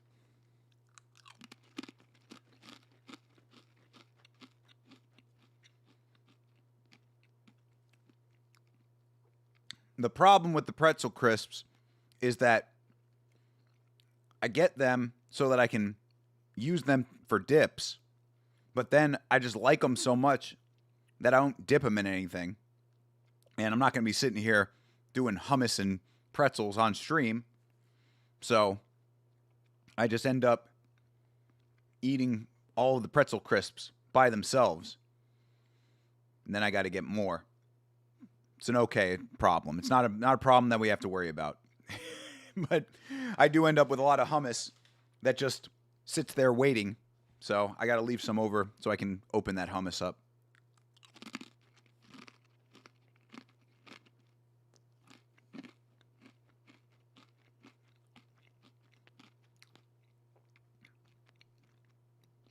All right, one is going back to Japan.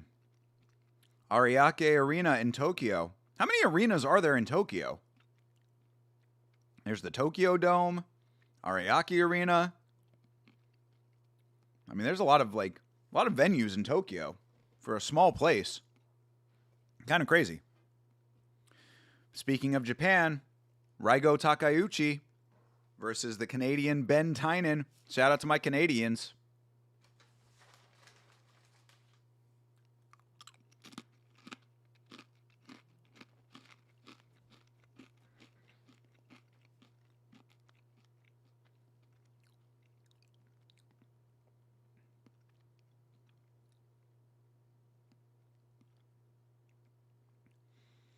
All right, let's see what the heavyweights got for us over here.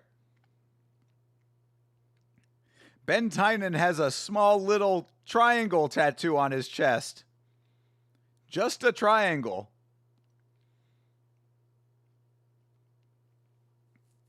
What does the triangle mean? That's not for TriStar, right?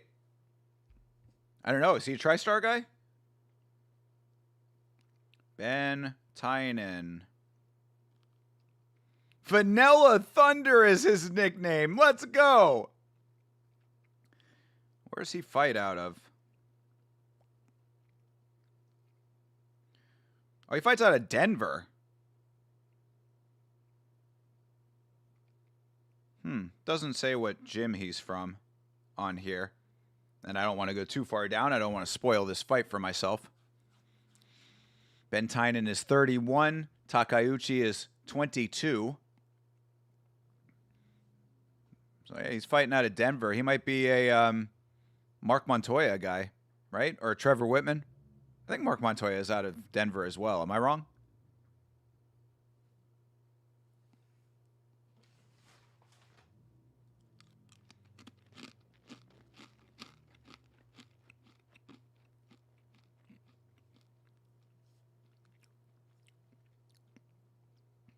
Rising rock star, Ryogo.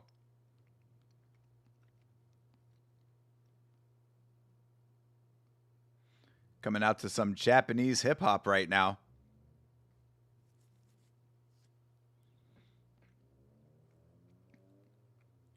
OG Shockwave on his shirt. Is that a weed strain? OG Shockwave? Bro, I was smoking on that OG Shockwave. Shit had me faded.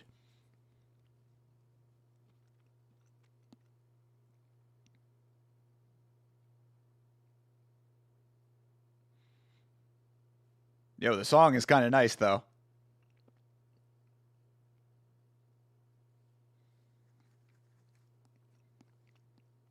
He's into hip-hop and he's into partying, apparently, this Takeuchi.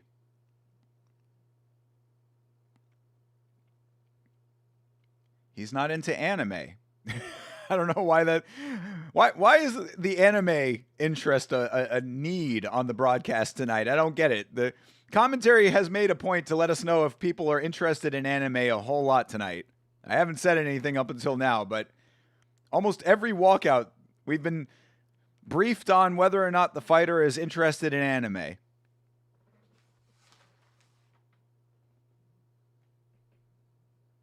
Either way, though, the song that he's walking out to is pretty fire.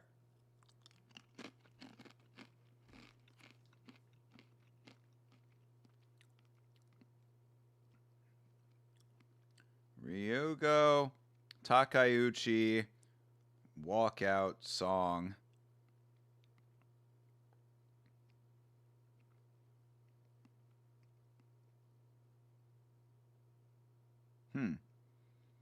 Hard to find. It's always hard to find these guys' walkout songs.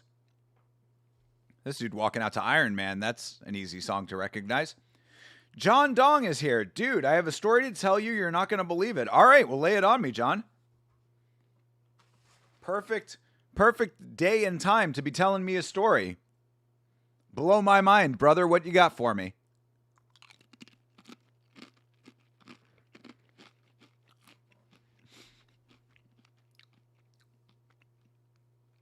Also, sup? Brother, all is well. Happy Valentine's Day, my guy. Good to see you. But don't keep me in suspense. I want to know what the story is. Ben Tynan's team is all wearing tuxedo shirts. Tuxedo muscle shirts.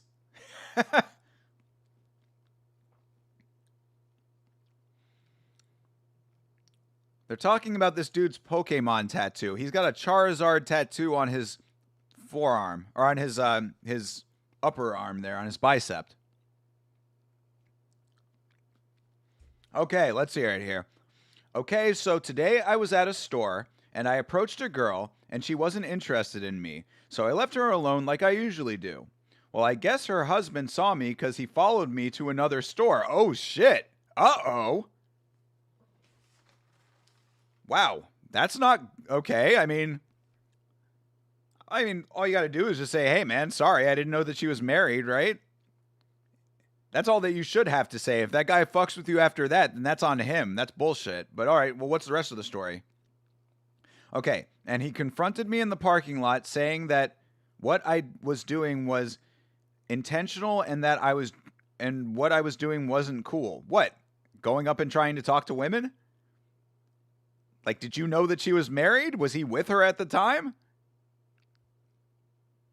Yeah, this guy is out of line right here. I mean, honest mistake, dude. Hopefully that's what you said. Oh, Rising Rockstar is Takeuchi's nickname. When does he take the rising out of that? And then I just said I was sorry and that I wasn't trying to do anything bad, which is true because I have no bad intentions. I'm sure that you don't. Yeah, exactly. She was alone. Yeah, come on, dude. This is out of line right now.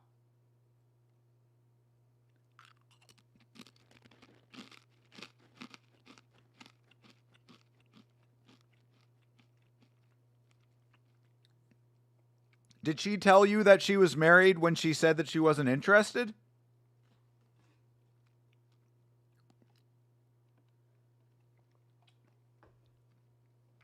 And then he walked away after confronting me, but before he got in his car, I yelled at him across the parking lot, calling him a bitch, and I flipped him off. Bro, well, see, now that you didn't need to do that, though.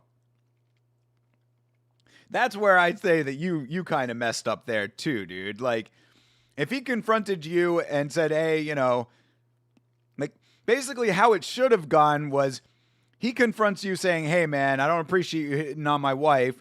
You say, hey, dude, I didn't know that she was married. I apologize. And then both of you guys say, okay, hey, chalk it up to a misunderstanding, and you walk away. But you didn't need to call him a bitch, though. All right, Tynan and Takeuchi is underway, by the way. Takeuchi getting a nice takedown. Or, excuse me, Tynan getting the takedown early. No, she just said, I don't know you after I asked for her name, and then I left her alone immediately. Okay. He was giving you attitude. I told him I didn't know she was married. Tell him to keep a leash on her. Yo, right? Yeah, I mean, if you told her that you didn't know she was married, then I mean, that should have been the end of it. Did he give you shit after that?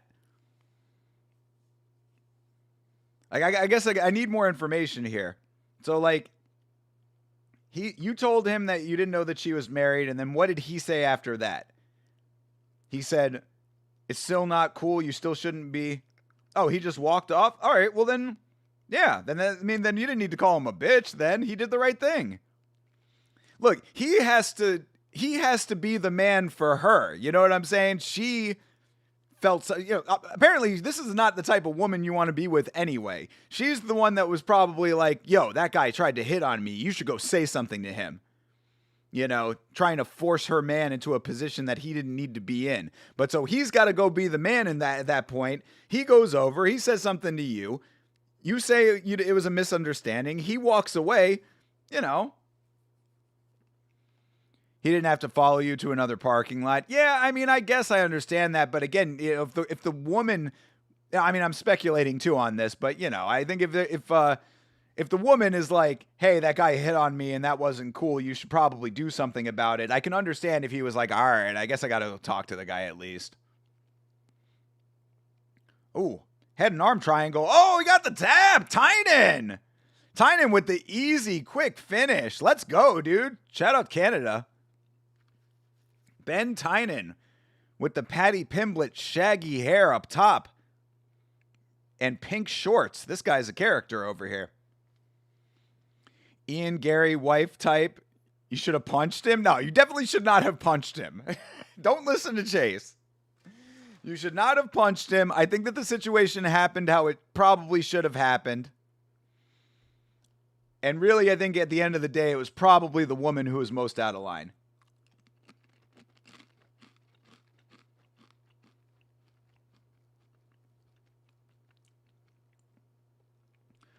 Confronting you wasn't the right thing to do on his part because you immediately left her alone. I could see that perspective. I would say that if he was going to confront you, he probably just should have gone up to you and been like, hey, man, the chick's married. She's married to me. I know you didn't mean anything by it, but she wanted me to come over and say something to you, so I'm saying something. Let's leave it at that. That would have been how I would have done it if I was with a girl like that. But then again, I would never be with a chick like that in the first place. The first instance where a woman like gives me the inkling that like she's gonna have that type of mentality, I'm like, nah, I ain't playing this game.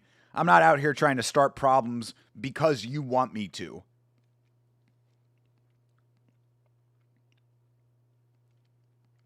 Oh, that's what Ian Gary's wife said in the elevator. Yes, yeah, with Bilal. Yeah, I believe that's what it was. Yeah, for sure. Yeah, you should have punched him. He was like, yeah, she's exactly the wrong type of woman for,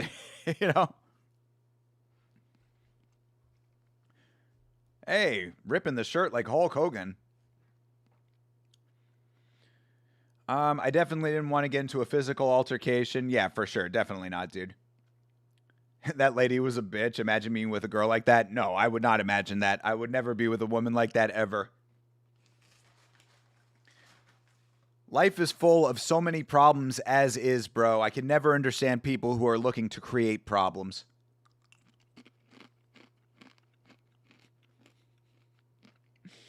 Imagine being with a girl like that and her ex-husband. Well, to be fair, though, Chase, at least in that situation, you get some good nutritional facts out of it.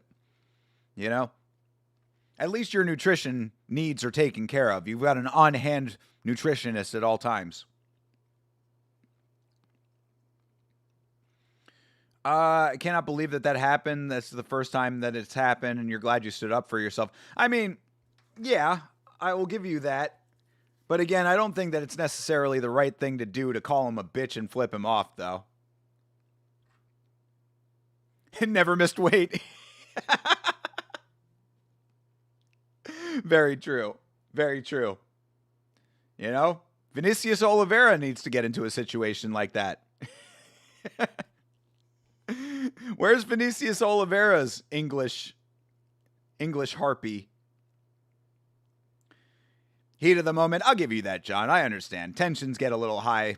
Adrenaline starts going. You maybe not making the right decisions. But overall, I think that, you did the right thing. Obviously, it was a mistake. I mean, like, honest mistake. I never understand that. Like, that in general is something I never understand. This like instinctive need to be like overprotective of your woman. It's like, dude, yeah, if you are with an attractive woman, it comes with the territory that other men are going to be attracted to her. Really, if anything, it should be a test of the strength of your relationship. When a guy approaches her and she says no, hey, I got a boyfriend. Perfect. That's all you need.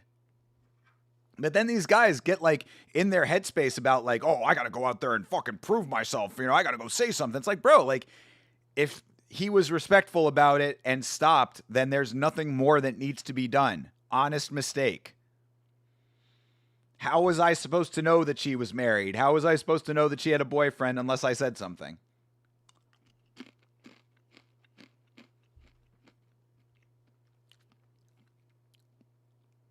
You've had a lot of experiences in the past, not women related, where people have been rude towards me and I didn't stand up for myself. Well, good for you on that. Yeah, I'm the same way. I will let a lot of stuff slide in the moment. And after the fact, I think about it and I'm like, why didn't I say something, So good for you on that. Definitely stand up for yourself. But the thing, I think also the reason that I don't always stand up for myself in all instances is because what's the logical conclusion of it? It's like, if I'm in a heated altercation with someone, like not physical, but, a verbal altercation, and I stand up for myself, quote unquote, what is that going to do to the situation? It's generally going to escalate it. And if it doesn't escalate it, what has it really accomplished? My goal is always to get out of the situation. I'm like, whatever happened here, I'm upset, you're upset. I want to end this. How do we get to the other side?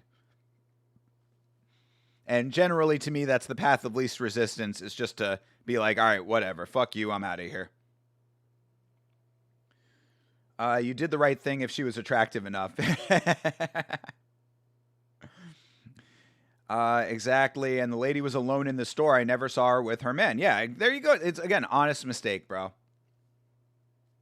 Now, if I kept talking to her and or touching, yeah, well, definitely never touch. I mean, never put your hands on anybody uninvited. That's a big no-no. Then definitely, yeah, would have deserved to get beaten up. For sure, yeah. Yeah, always keep your hands to yourself in any situation unless invited, I would say. That's just a general rule of thumb for all life encounters. You get to an age where checking for a ring is necessary, brother. You don't know the half of it, my guy.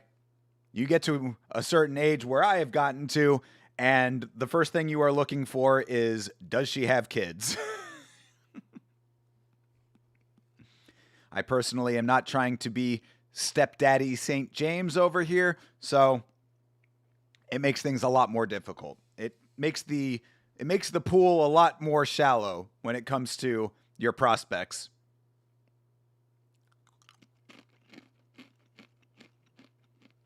Either that or just be very comfortable being with a younger woman. Pardon me. Shouldn't be talking with my mouth full.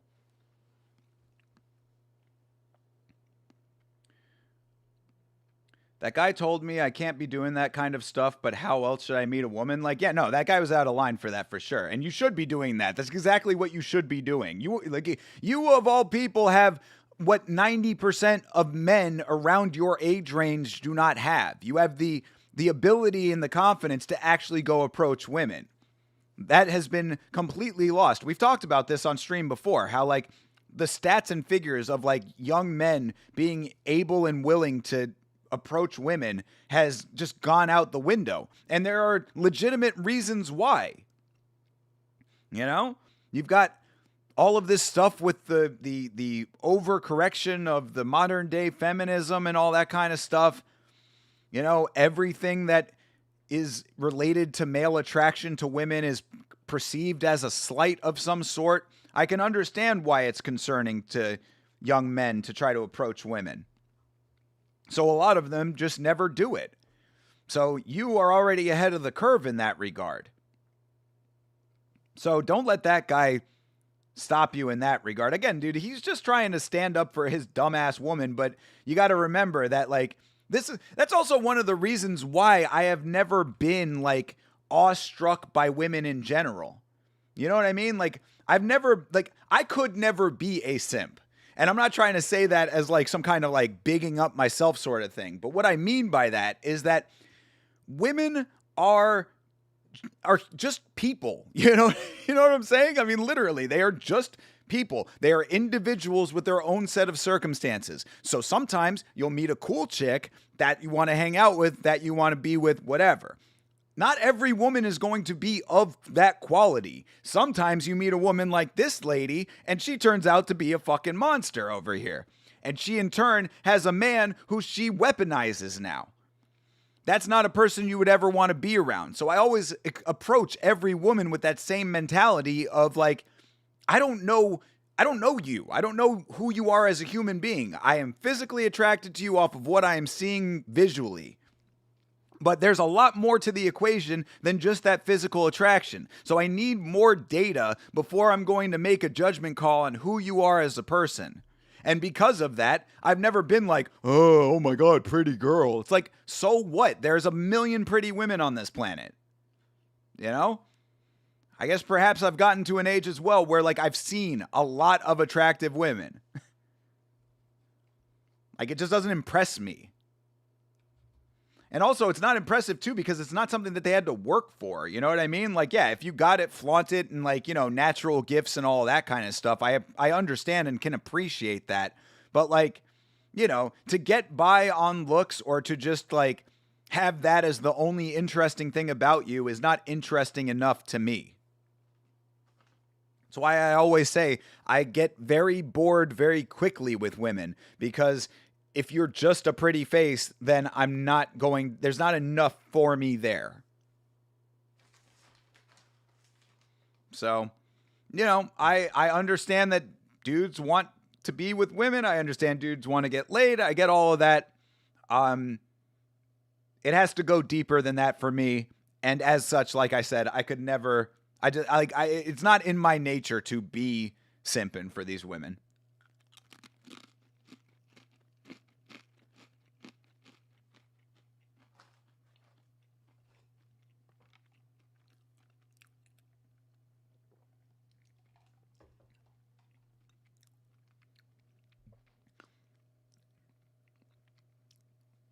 I mean, ask Sarah Toby, you know?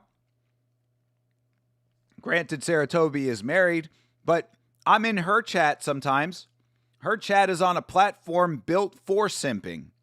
If you ever have been in the chat of Sarah Toby's when I'm in there, you see that all I talk about is the exact same shit I would talk about on this stream or any of the streams with the homies. I'm never out there talking about her body or how pretty she is or any of that kind of stuff, whatever. All I'm talking about is the same normal shit, because Sarah Toby is the homie, and that's it. You know what I mean? Like, I don't need to go farther with that. I don't need to trick myself into anything that's not there. So, like, some people are just okay with that, you know? That dude is on another level of insecure. I mean, yeah, you see the insecurities for sure. And again, I do probably, like, I would venture to say, it is speculation, but I would venture to say that it probably comes from being with that type of woman. The type of woman who's like, because, like, how would he have even known that you were talking to her unless she said something? Like, unless he was in a different part of the store and just, like, oversaw it. But, like, she probably went to him after the fact and was like, oh my God, that guy, he hit on me and it was so weird and blah, blah, blah, blah, blah. And then, you know, just had this whole little spiel of bullshit that she made up in her mind. So he was like, oh, well, obviously I got to say something. Yeah, I mean, he might have saw you and it might have been his choice too. But either way, yeah, it's either insecurity on his part or bitchiness on her part. But either way, neither of them were correct in that. You didn't do anything wrong, and it is what it is. So, yeah, sucks that that happened to you, but don't let it get you down, bro. Keep doing exactly what you're doing. So I think unlike many young people, you're actually doing it correctly. Plus, you train BJJ. Can you not meet a girl in the gym?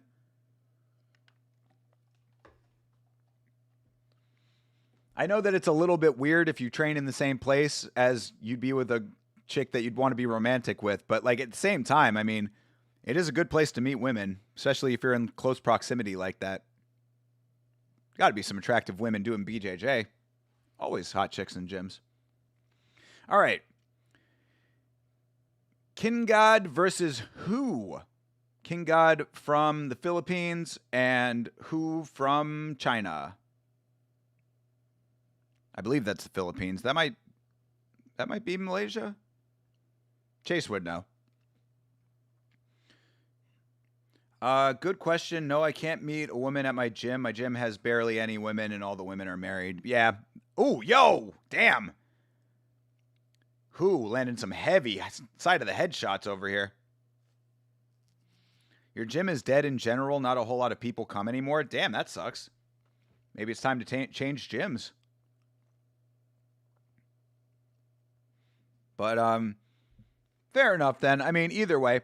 But really, I think that you could say that though. You know, if I could give you any dating app advice, you know, I know that's a very popular talking point in the chat. You know, if you're on the apps, say that you do BJJ. That might be attractive to some women.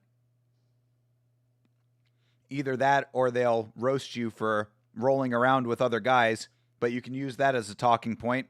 You know, a little bit of light flirt roasting, which apparently is a thing. I don't like it personally. I'm too serious, I think, sometimes when it comes to women as well. Like this is a problem that I have. But like I don't like being challenged by women, to be perfectly honest, bro. I mean, I don't know, maybe that's a negative quality for me, but like if a woman is quote unquote roasting me, I'm like, shut the fuck up. Like, hey, you like MMA? Isn't that kind of gay? No, it's not. You're fucking dumb. Like, you know what I mean? Like that's kind of how I approach things. I'm just like, I don't play like that. As an older man, my advice for meeting chicks is not giving a shit. See, I don't like that advice. People have like say that all the time. Oh, you just don't have to care. You know, just act like you don't care. But you have to care enough to actually make the connection, though. I think that that's bad advice on the whole. Like, because like obviously you care if you're talking to them in the first place. I mean, you don't need to be like caring so much that you're like making it awkward. You know, you don't need to be obsessed with them. But at the same time, like just like I think being too aloof is not like the right way to go about it either. There's like a level to that, you know? Also, that's not what people are at the gym for. That's definitely true, Bleeding Edge. I get that. I do understand that. Like, it's not something that you would go specifically for, or like that you would specifically like be hunting for. But like, if there was a woman at the gym that you were like talking to and it made sense, I don't think that it's wrong to do that. You know? Because a lot of people do have different opinions about that. But like, I think that it's like, I don't know. I don't really like buy, because I mean, like, by that logic, women are not at the store to meet someone. Women are not at the movie theater to meet someone. You know what I mean? Like, women are not necessarily, like, unless you're at like a specific like singles club or like a singles event or something like that, where the explicit goal is to meet people, then yeah, they're not anywhere specifically to meet people. So I think that like, it's really a case by case basis. You should never be predatory.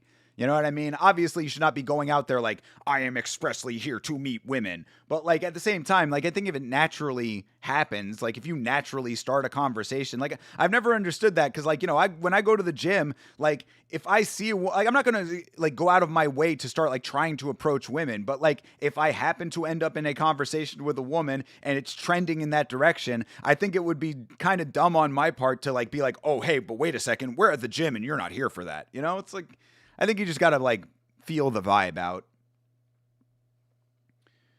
Yeah, care enough to talk to them, but never get attached to them when you're just talking to them. Yeah, I think that that's appropriate for sure. That's certainly how I am always. You have to make me want to be attached, you know? That's always how I look at it personally. It's like, I don't really like, maybe it's different for a lot of different people, but like for me, like, like dating as much of like you attracting me as me attracting you. God damn, this guy who over here is crushing right now. Bro, we gonna stop this fight? This dude is hammer fisting the fuck out of this dude. There you go, finally. Olivier Coste letting this guy get about 700 hammer fists in here. Go who? Who? The Chinese who? Who's on first? Hu Yong. Damn, bro was crushing. Holy shit, he was annihilating that guy. Side of the head was being battered.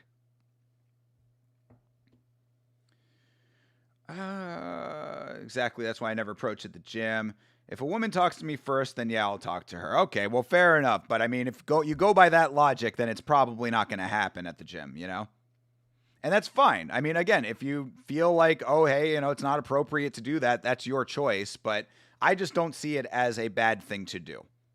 And I also think that there's an appropriate way to go about doing it if you are trying to make that happen. You know, you very politely approach and say, hey, what are you working on or whatever? You know, like, are you going to be using that, you know, afterwards, whatever? You know, there's like, you open up with something. You don't just go in there and be like, hey, damn, you're hot. You know, I mean, like, you know, it's like the old Dante Nero, Beige Phillip approach. He says that women are like deers. They're easily scared off.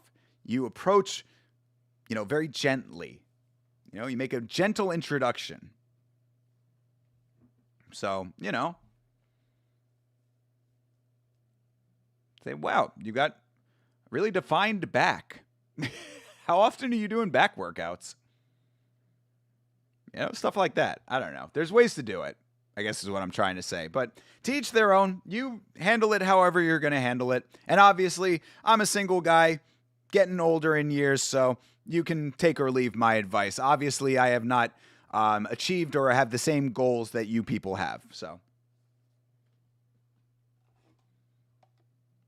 you want to talk about a guy who does not care? That's this guy right here. I could care less. I've never had romantic interest as a central driving force in my life ever. I guess that also comes from the fact that I've had different like things that I prioritize as what I consider success, and I am still striving towards my success in life. Maybe once I actually achieve a level of success, that will change, but for right now, like I am business focused right now. I am all about my money. I am about getting myself correct in life. Then thereafter, maybe I'll think about that other stuff, but even then, it's just not something that I care all that much about. I don't care if I end up having kids. I don't care if I have a family. Like, it's not something that I like. I like my life. I am very like, I go to sleep when I want to go to sleep. I wake up when I want to wake up. I work. I do yamma. I mean, like, my life is fucking dope right now, dude. I am my own master here, and that I enjoy. So, like I said, maybe I'm not the best person to take advice from. I don't want to dwell on it too much, but I cannot believe it happened. I mean, bro, you might live in a place in the country where that kind of thing does not happen all that much, but that does not surprise me in the slightest because living in Florida, bro, everyone is an asshole here. So, like, I'm never surprised when asshole things happen. You know what I'm saying? Like, asshole behavior is like a normal standard operating procedure here in Florida. So, yeah, I'm never surprised when somebody catches an attitude or wants to fight or fucking, you know, says some shit that they shouldn't say or whatever. You just went outside to check and make sure he didn't follow you to your house. Well, I'm glad that he didn't, hopefully. Where you live, everyone you talk to is nice. Yeah, that's a big difference, my man. Yeah.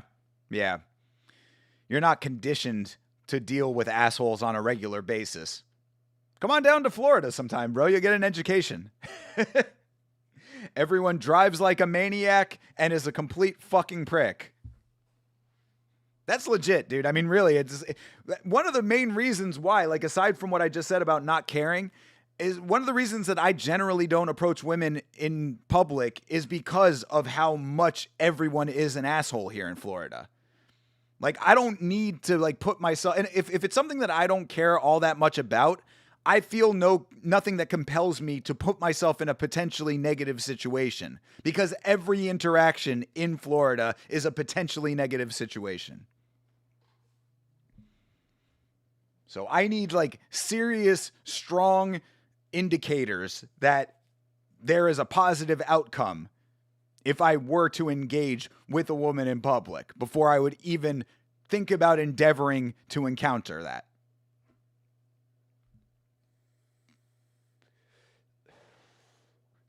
Yo, why does one's merch always go so fucking hard, bro? That jacket that they're showing off right now, the rare jacket, that thing is fucking dope. Yeah, One Championship's merch is fucking sick, bro. Like, the One Championship is one of the few organizations where I actually saw a piece of merch and was like, I'm buying that. You'll see me wearing it every once in a while. It's the stamp shirt that I have. The pink and neon green. I love that shirt. All right, Shadow versus Nico Carrillo is coming up. This is a big fight right here.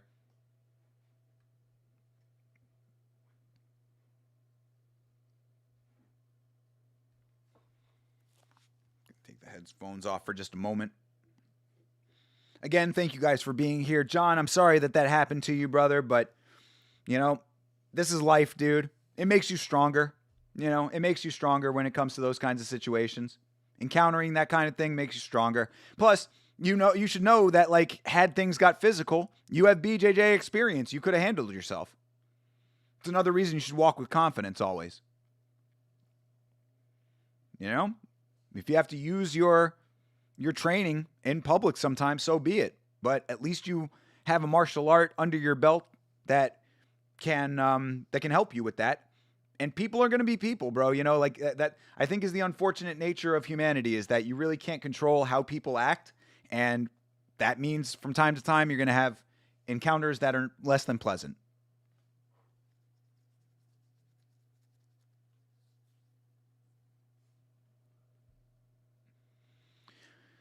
But either way, you come back, you talk to Yama about it, you talk with the chat about it, and hopefully this makes you feel a little bit better. You never want to use your BJJ, though? Well, yeah, I mean, obviously it's a last resort, but should it have gotten to that point, at least you know that you can use it, you know? Yeah, I mean, you should never be going out there trying to do that. You know, you're not initiating anything, but, you know, that's the whole reason that martial arts are self-defense, you know? They are specifically for self-defense. So if you had to defend yourself, at least you would have been good with it. Hopefully I never have to, because even though I'm trained, it's still a risk to get into a fight. Of course it is, absolutely. Yeah, you never want to have to do that. I just thought of this. I'm so thankful that guy didn't have a gun. Absolutely, yeah, most definitely. It's also why you shouldn't have called him a bitch, too. Because the situation was already diffused, and if he had a gun and you called him a bitch, he might have gone to his car, gotten his gun, and came back, you know?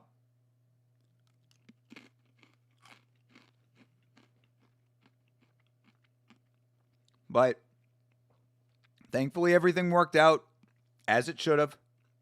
And like I said, this makes you stronger, bro. Just learn from the experience. And also, I mean, I guess maybe, you know, this could be like a maybe a little bit of a learning experience too, on like tailoring the approach a little bit. Like, what exactly did you say to her when you first approached her? Did you just go up to her straight and we're like, "What's your name?"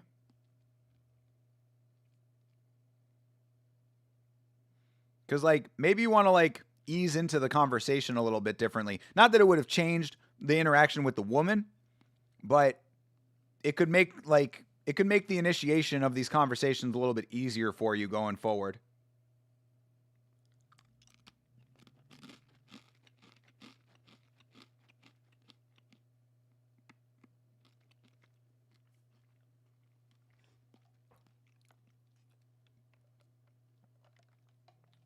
All right. Shadow versus Nico Carrillo. Nico Carrillo for the interim featherweight Muay Thai strap. You walked up to her and said, "I like your outfit." And after she said thanks, I asked for her name. That's the exact formula I used for all your other approaches. All right, that's not bad. That's not bad.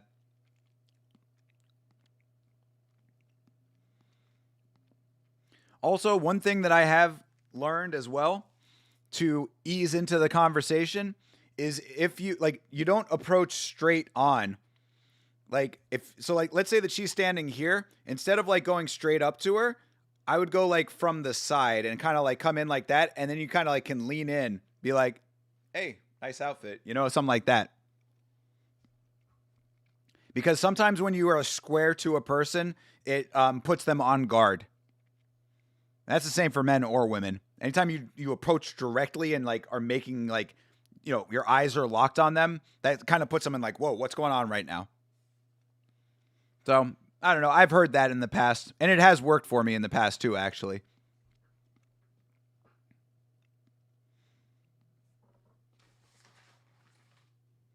But do whatever works for you, I guess. Either way, again, bro, I'm sorry that it happened to you, but you move on. That kind of thing is going to happen pretty much until you meet the right woman, You're never going to know if they're in a relationship or not unless they're with their man. So you just got to keep doing your thing.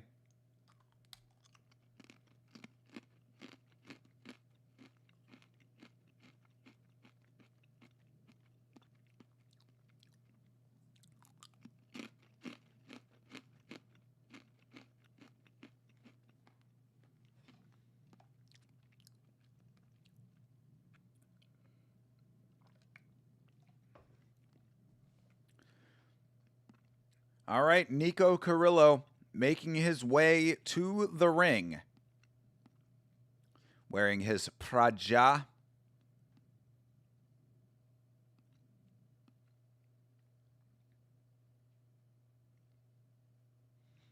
King of the North. Scottish Nico going up against Shadow.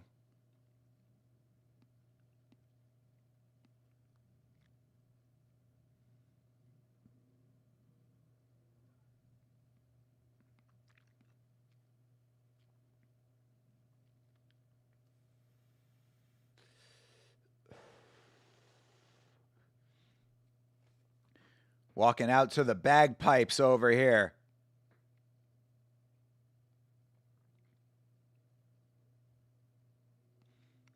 Nico all in on the Muay Thai culture. He's got the traditional Muay Thai tattoos, or the Thai tattoos that Chase is talking about wanting to get.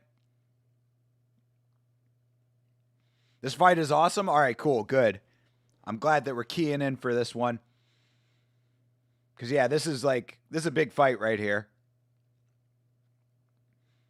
And then I'm looking forward to the main event as well. Because, like I said, I watched the first fight between the two of them. Actually, I don't think we were on stream for that one, come to think of it. Now that I'm remembering back, I think that I was watching that off stream. I might have actually been watching it on with Chase. He might have been on stream for it. But I remember watching that fight. The Buntan versus Hemetsberger I. So I'm looking forward to the rematch as well. But this one's important here for the interim title. And I am very familiar with Shadow over here. Shadow the Hedgehog.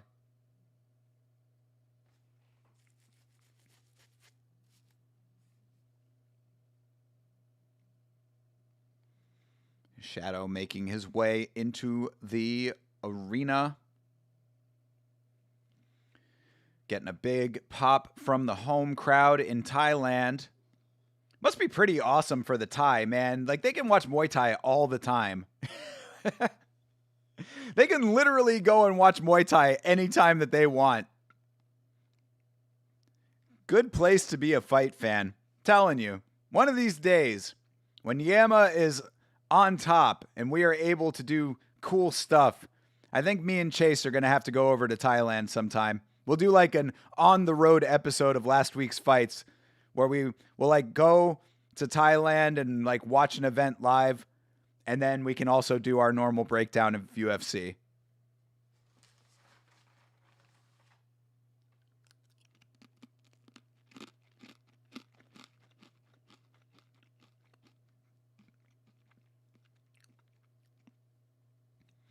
Singha, Muay Thai, Mawin, Jim on his jacket there, on his vest.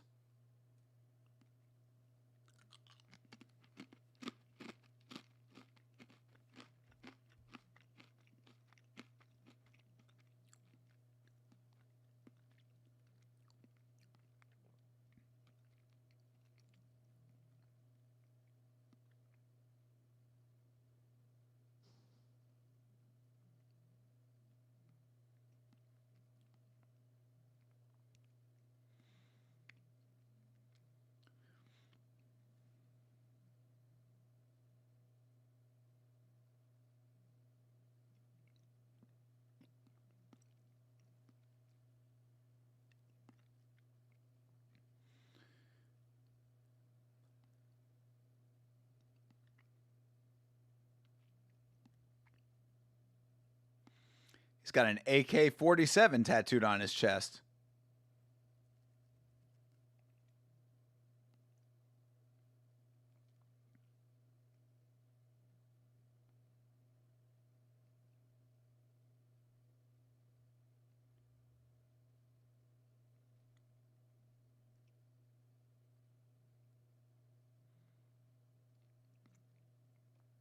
Showing his respect to the ring.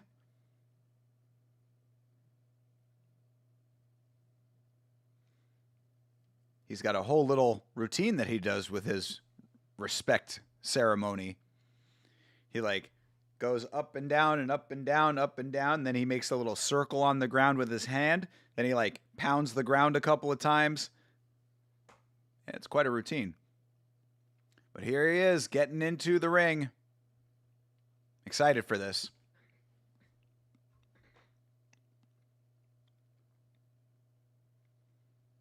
All right, giving some nice respect to Carrillo's corner. Always love the respect in Muay Thai. Hey, Lord Niederlander. What up, dude? How are you? Good to see you again, man. I remember you from the Glory stream. Welcome back, brother. What country are you from again? You might have told me, but I apologize if I forget. But what part of the world are you from, brother? Thank you for coming back, though. Good to see you. We're watching Shadow versus Nico Carrillo for the interim Muay Thai strap here in one championship, and we're going to be probably watching a little bit more Muay Thai later tonight. Oh, the Netherlands, yeah. Duh, Niederlander. What a dummy I am. I'm an idiot. Yes, from the Netherlands. Shout out to the Netherlands, yes. We've got an actual Dutchman. We have Denmark with the Danish and the Netherlands with the Dutch. Dutch Moroccan, right. Hell yeah, dude. Yeah, just like our dude, Jamal bin Sadek. Hopefully you're not much like him other than that. Hopefully that's the only similarity that you share with Jamal bin Sadek. Because that dude is a menace. Bader Hari, yeah, true. There you go. That's a better one. That's a better example. Hell yeah. Sadek is Belgium? Oh, my mistake, bro. Yeah, my bad. But he lived in the Netherlands, right? Maybe I'm getting my facts wrong. I don't remember from the story that I covered his story about all of what happened with him on the channel, but maybe I'm misremembering some of the details. But you are right. I do remember him being Belgian. You're worse? Oh, no. Hopefully not involving massive amounts of illicit substances and threatening dock workers. God, that is a crazy story with Jamal bin Sadek. If you have not seen that video, I would recommend watching it. It's about him and Alex Garcia, former UFC fighter. All right, Shadow and Carrillo is underway. Nice high kick for Carrillo. Yeah, good to see you again, Niederlander. Welcome back, my friend. Hope you're having a very nice Valentine's Day, if they have Valentine's Day in the Netherlands. Yeah, glad you're here. Ooh, geez, heavy kick up top just misses for Carrillo.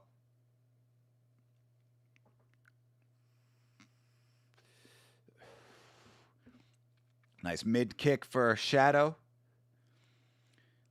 Teep kick for Shadow. Pushes him back a little bit. Heavy leg kick for Shadow. These guys are... Ooh, nice 1-2 for Nico.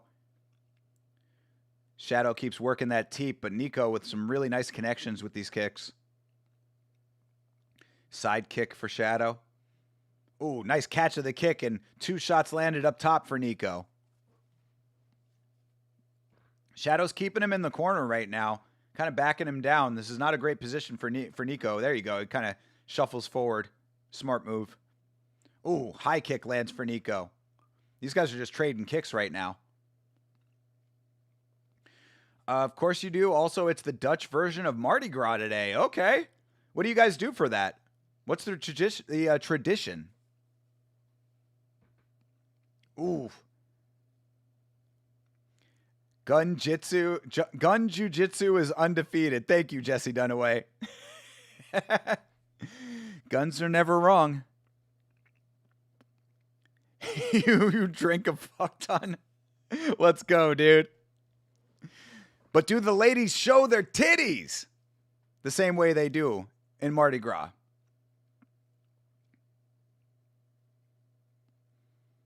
You were like 12 minutes behind? That's all right. Oh, you drink and fuck. Okay, got you. Do you throw beads out and have ladies shake their mammaries? Shake the bongos? I mean, if not, that should be something that you guys adopt over there. How do you have Mardi Gras without it? But either way, that's pretty cool, though. Do you have parades for it? Like, is it like celebrated the same way, or is it just kind of similar? A lot of nice kicks being traded here. Oh, Nico with that step in elbow. He misses it. Shadow with a nice counter on that. Nah, just have them drink beer and take them home. Hey, I like it, dude. That was a good first round of that fight. Good first round, but definitely close. I would say that Nico probably did the better damage in that first round. Shadow a little bit slow to the uptake. Good teeps, but Nico with the better connections as far as damage goes. Good fight so far. Well, cool, man. Well, if it's fucking Dutch Valentine's Day / Mardi Gras, what are you doing here? Shouldn't you have a woman at home? Shouldn't you be chilling with the lady right now? I mean, I appreciate you being here, of course. Obviously, you know, don't let the question scare you away from being in the chat, but, you know, it sounds like you're a man on a mission, as you should be under these circumstances. Shadow's mom in the crowd here, cheering him on. All right, round 2 underway. 5-round fight here. A lot of fight left. Nice high kick, body kick for Shadow. High kick for Nico. Shadow with that teep. He's really nice with his teeps, but you got to be landing more when you're going to just teep away. Nice counter shot for Nico. Nico really fast, dude. You are, but it's past midnight, so you're on a break. Damn right, dude. Well, I appreciate you spending some time with Yama while you're on a break. Tell the lady to subscribe. I think that's how you keep her, is when you go back into the bedroom, you're like, hey, baby, it's been a great night with you. I'm so glad that we got together. Also, while you're here, youtube.com/@YamaShow. Just hit that subscribe button and we can keep hanging out.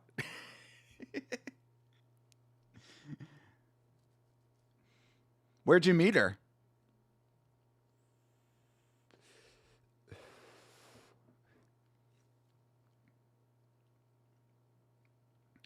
All right. They're kind of having a stare down right now. What was that? What happened right there? That was weird. They just both sort of frozen place. Ooh, nice shot for Shadow. These guys are just trading really nice shots right now. A lot of decent kicks being traded. Nico catches the kick. Yeah, Nico Carrillo right now is doing some nice work in this fight. Oh, another nice one, too.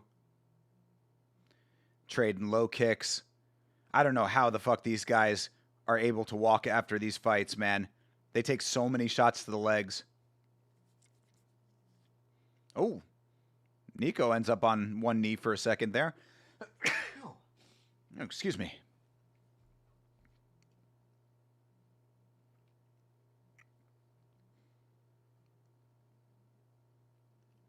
All right, another low kick for Nico. Another teep for Shadow. Shadow with the teeps. Nice body kick for Shadow. Nico catches it again. 2 good shots up top. I'd like to see Nico extend the combination a little bit more, though. He keeps throwing 1s and 2s. I think he could probably try to get a 3rd off at the very least. Good connection for Shadow. Sends Nico back, though. Uh-oh. Nico's getting back down. Carrillo ties up. Yup. Good fight IQ for Nico, knowing that he got compromised a little bit there. They're clenched right now. Referee breaking him up.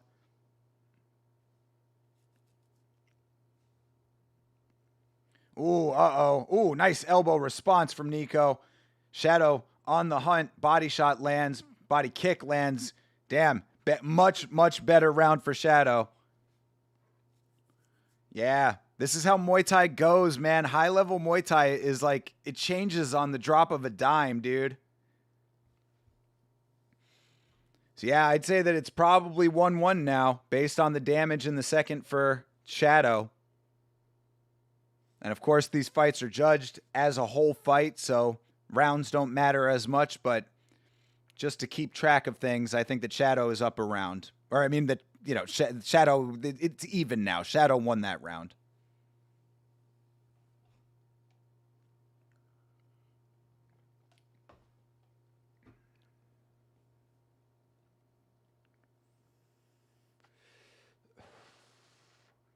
Yeah, some really nice connections in that round, showing some of the replay. All right. They wipe down the corners. And fight's underway, round 3. Another nice body kick for Shadow. Oh, another nice body kick for Shadow. Good counter shot for Nico. Left hand lands. Ooh, nice heavy shot up the middle for Shadow.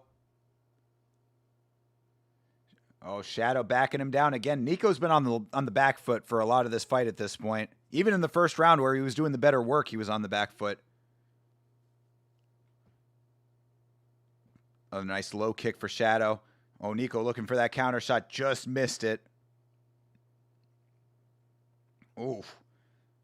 These guys are trading, man. This is good Muay Thai action right now.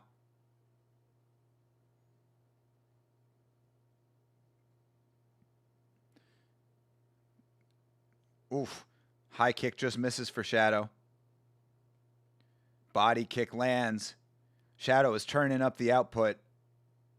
And Nico is just, he keeps getting back down too much. Nico, you got to move forward, my guy. Overhand lands for Nico. Oh, nice counter shot for Nico. Nico's counters are on point. Another good 2 up top. Checks the kick. That was good. Oh, jab lands for Shadow. Nico catches another kick, backs Shadow up. What was that? What happened? I mean, he caught the kick. Well, I don't know why the referee warned him. And Nico's got a cut over the eye now. Blood coming down the right side of his face.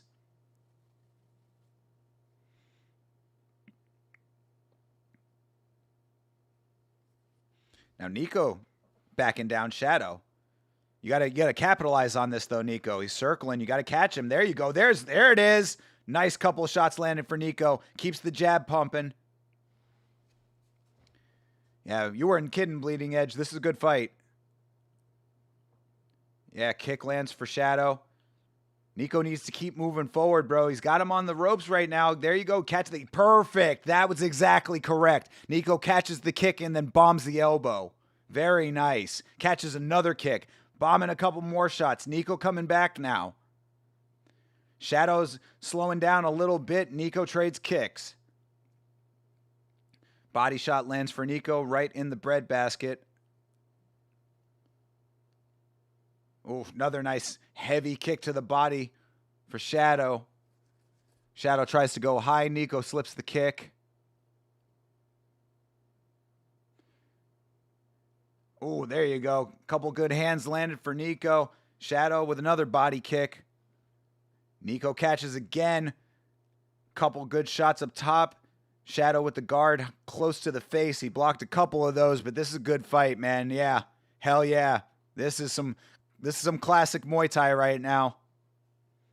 I would say that Nico took that one. I'd say that it's 2-1 to Nico at the moment. Is that Nico's Scottish lady? Or is that's his mom? No way that's Nico's mom. If that is Nico Carrillo's mother, I feel bad for Nico, because that is a very attractive woman.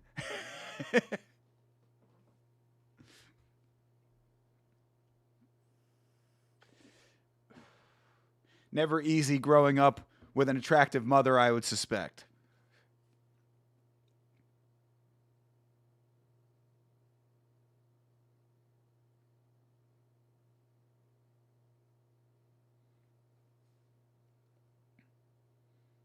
Good shot of Nico's back tattoo collection there.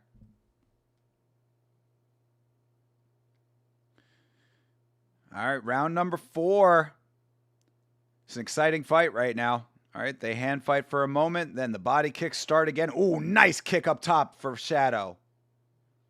Shadow keeps going body high. And Nico comes back with a good hook from the left-hand side. Another one from the left. Another body kick for Shadow. Just trading back and forth shots. A lot of output on both sides. What's the... Oh, he got a toe to the eye, I believe. Nico did. Yeah, Nico got a grazing toe to the eye. I think they stop action for a moment. That was weird because he kind of was like, "Hey, 1 minute," and then he like hit his eye, and I was like, "Well, bro, you got kicked in the eye." Like, you can't stop the fight for that, but whatever. He says he's good. They're back in action now. Catches another kick. Nico is really sharp with catching these kicks, man. Nice teep up the middle for Nico. Nico always following up the catches and the teeps with some good power shots. Goes in for the step-in elbow. Doesn't get all of that. And that cut above the eye is definitely bothering Nico because he keeps flicking his eye. All right, they clinch up here. Referee breaks it. Shadow against the ropes right now. Nico has him in good position. Nice elbow lands. Ooh, good straight lands for Nico as well. That might have hurt Shadow a little bit.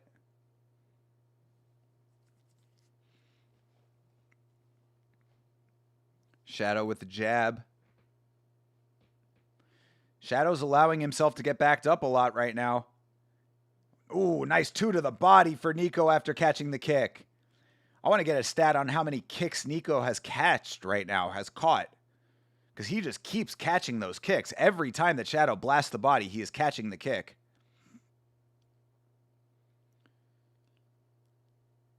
All right, Shadow misses a high kick. Another body shot lands. Oh, and Nico gets the drop! Nico gets the drop! Very nice. Knockdown for Nico. Shadow back to his feet, but he went down. That was a full-on drop. And Nico, smelling blood, landing some nice shots, has him backed into the corner now. Nico with a big elbow. Oh, couple more good shots. Nico on the hunt. Another elbow for Nico. Hand lands. Another right hand. Another right 2 to the body for Nico. They clinch up. Shadow trying to clinch him. Nico with some nice knees in the clinch. Ref not breaking it. Nico breaks it himself and landing some big shots in the corner now.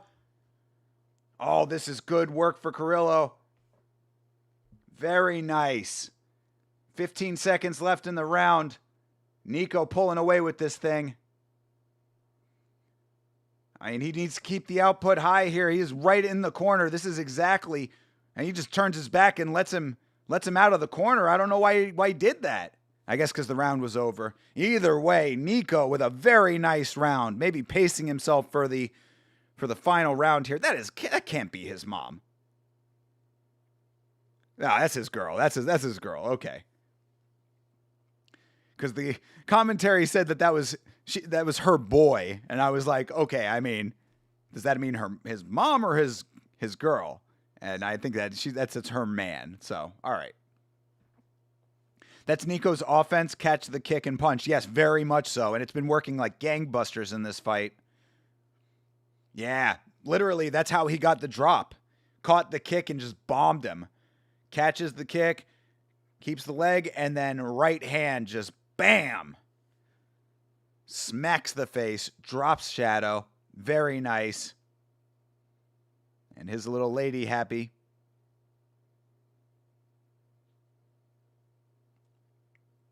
Yes, very nice. Good sign of respect. Nico gives a little kiss to the cheek of Shadow as round 5 begins. It's a great fight. I'm really glad that we're watching this right now. All right, Shadow trying to start the offense early. Another body kick. Nico does not catch that one. Nice low kick for Shadow. Shadow staying with these kicks. You'd think that he would know at this point to just throw his hands. Stop with the kicks. You keep getting your kicks caught. But he keeps with the game plan with the kicks. There you go. Good shot. Does not land, though, for Shadow. Right hand gets evaded by Nico. All right, they break after a clinch, and Nico lands a couple up top. Body kick gets caught for Nico now. Good body shot afterwards, but Nico with an elbow. High-low with the punches. Another nice body shot for Nico. He is laying on some really nice work. Nico looking fantastic in this fight.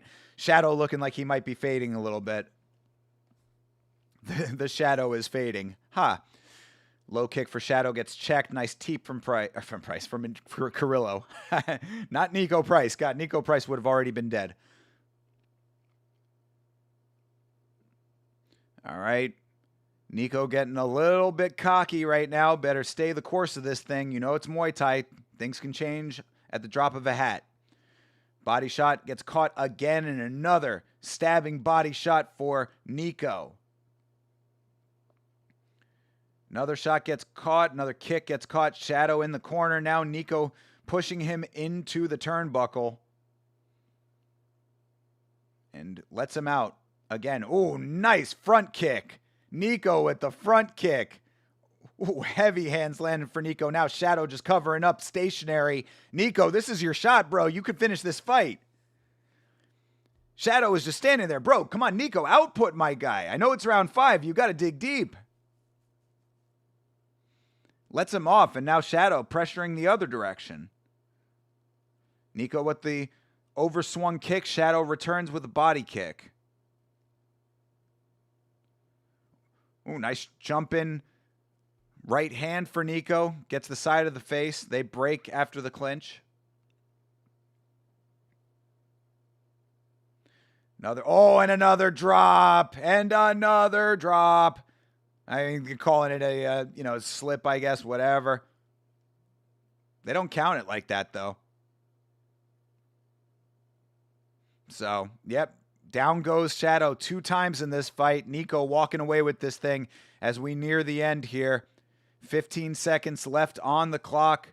It's unfortunate that Nico didn't engage in some of these situations where Shadow has been on the ropes, because he had him backed into the corner several times and really could have just been bombing him with elbows, getting the finish. But that'll do it for this fight. Really nice fight. Definitely a great fight, especially for one that did not go to finish, one that went to decision. If it didn't finish inside of the distance, then this is about as good as you're going to get for one that goes to decision. So very nice work there. I would suspect that Nico won that pretty handily. Yeah, great fight. Good times in this fight.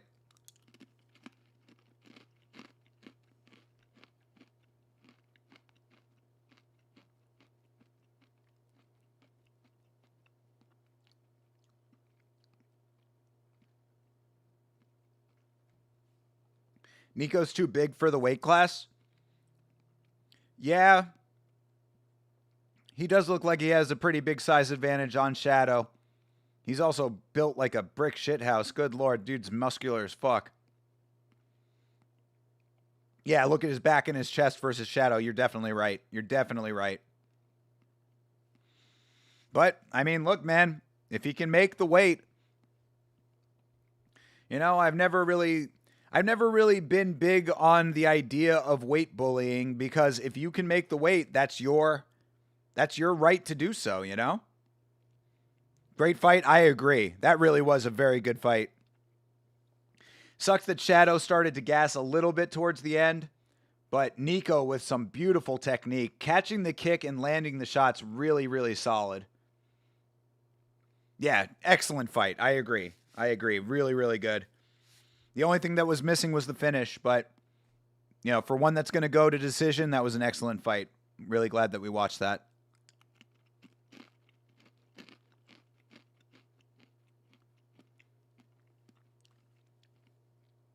Hell yeah. Why people like striking so much? Absolutely. Muay Thai is why people like striking so much. Muay Thai really is like the goated martial art. Yeah, I'm a huge fan. That's why, you know, as I like to try to get as much one championship in as possible, because I really love the promotion and I love what we see in it. UD win. And your new interim champion, Nico, gets it. Hey! Well deserved. Nico Carrillo, your interim lightweight champion in Muay Thai. One championship has a name. And there is his lovely lady that they keep showing lots and lots of video of. He puts the belt on his lady. Aw, very sweet.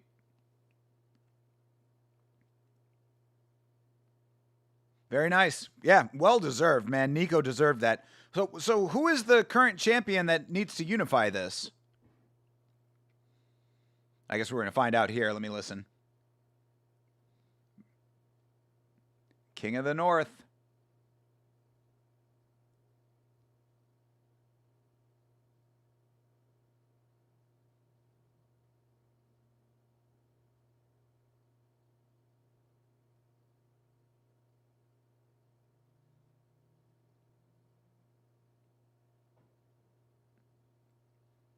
Dreams come true.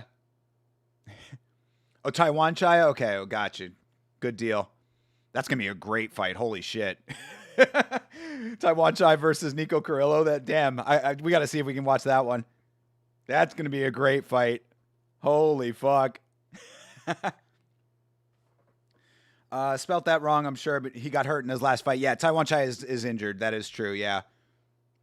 He was actually supposed to be on the Friday fights, if I'm not mistaken, wasn't he? Like, they had a random, like, they randomly had Taiwan Chai on like the early card, and they ended up, I believe, canceling that fight, or he, I think, got injured in the fight. I don't remember Chase would know the details of that. I forget exactly what happened, but I thought it was on one of the Friday early fights that they had Taiwan Chai randomly on there.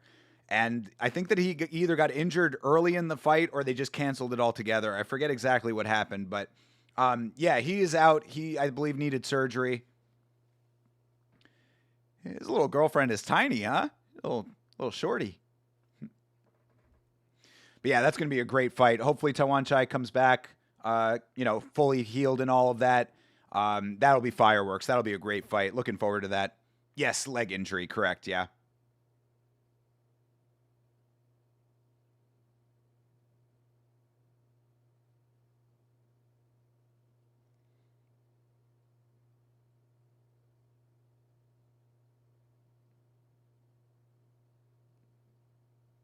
Hard work always pays. I agree, brother.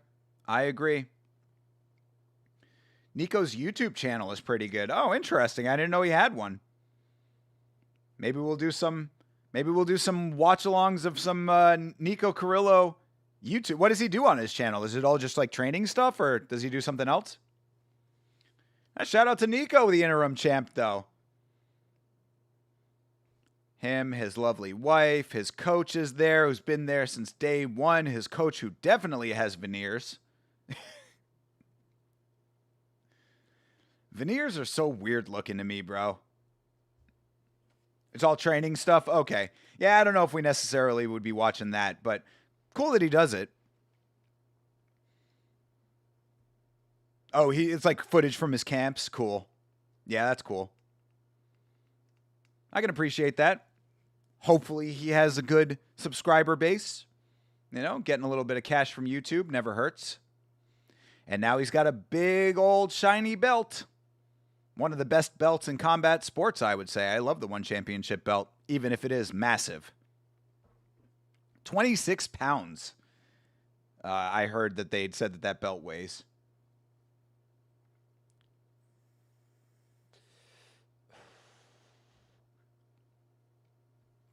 That doesn't really track to me. 26 pounds, even if it is solid gold. But I don't know. That's what I have heard, at least. Maybe they were talking about kilograms. It is massive, though. Look at that belt. That thing is huge.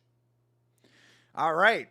And now we prepare for the supermodel Jackie Buntan versus the also attractive Stella Hemetsberger in the rematch. A lot of people thought that the first fight did not go the correct direction. We're going to see if the judges get it right today. Or maybe it would be really nice if one of these women would actually finish this fight. But I'm not holding out too much hope for that.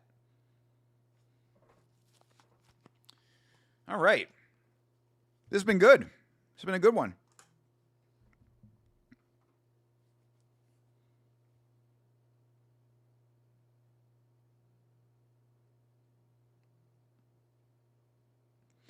I'd say that I want to keep an eye out for when one championship comes back to the States, but for some reason they are dead set on always going to Denver, Colorado. And that is a long ways away from where I live. So I would have to make a special trip out to Colorado to go see one championship live, which I would do. But it would have to take a good amount of planning and preparation and stuff. But I would love to go see one live. That would be awesome. They don't do a lot of events in the United States.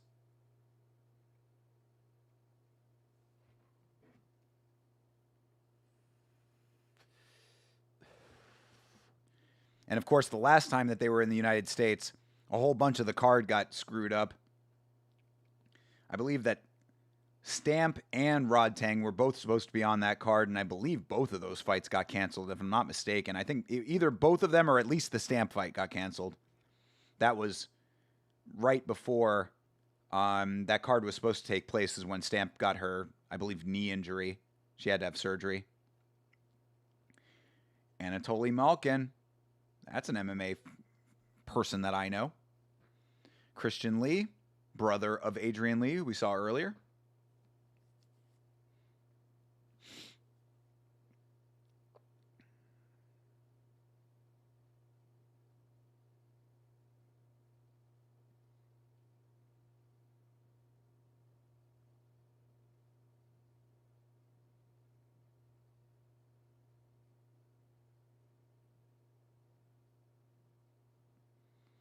The beautiful Bangkok, Thailand.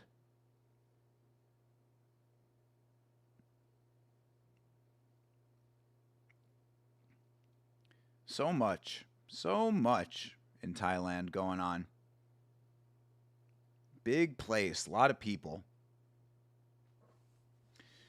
Stella Hemetsberger from Austria versus Jackie Buntan from America.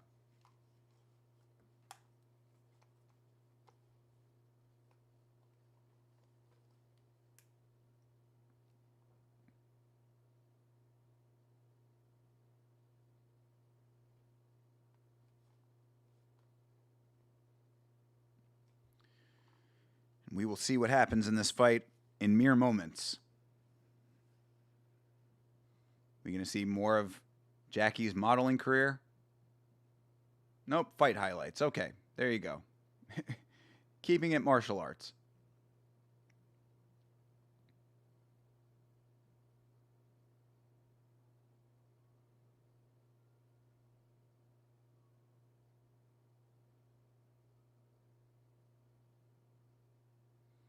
Yeah, Stella got the drop in the first fight.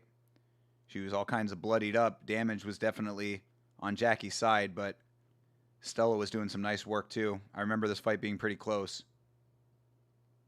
Hopefully this is a good one, this rematch.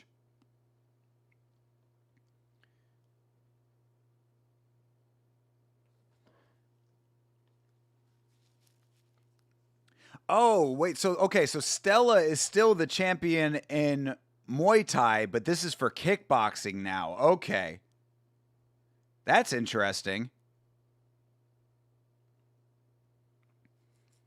So, yeah, this is kickboxing as opposed to Muay Thai. Eh. That's one thing that I think I can safely say is that one championship's kickboxing is not as strong as Glory. Definitely not as strong as Glory and not as strong as the other martial arts that they have in the promotion.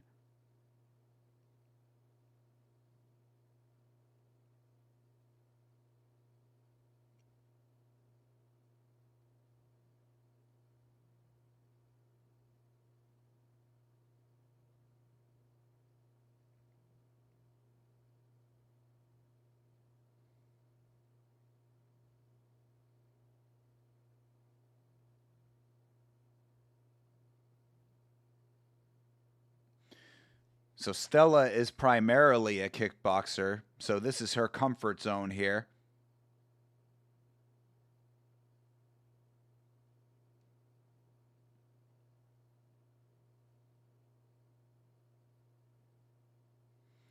Yeah, Stella was all kinds of bloody in that first fight. That is definitely true. The men's side is exciting when Japanese fighters fight kickboxing. Okay. I mean, fair enough. Based on what we saw out of Glory, I think I'll defer to Glory for my kickboxing in general. They do have women in Glory, right? Or is it all men? Legitimately asking that. I don't know the answer. But I'll stick with Glory for kickboxing on the whole, but obviously we're watching one championship. I certainly will enjoy this as well. Strawweight Kickboxing World Championship right here. Jackie Buntan, currently the champion, going up against the challenger, Stella Hemetsberger, who is the strawweight Muay Thai champion. 5 3-minute rounds. Let's get it.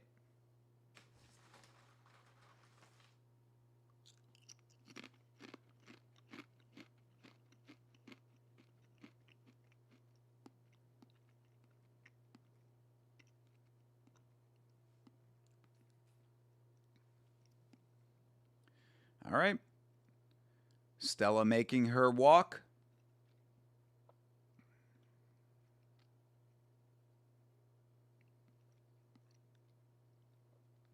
Walking right past her own face on the wall. Do you think Fluffy will submit Strickland? If so, what sub do you think he will get? That's a good question. I think that the answer probably is no, I want to say. If he's going to do it, I would suspect it would be a rear naked choke. Either that or like a short choke or a face crank kind of situation. I think he's going to have to get his back, but I don't necessarily see him getting the submission. I think that he probably is going to wear Strickland out a whole lot, and Strickland will be able to fight him off a whole lot, and then eventually it just ends up running out of time, is what I would suspect. That's what my gut would be telling me. Is it possible that he submits him? Absolutely, it's possible.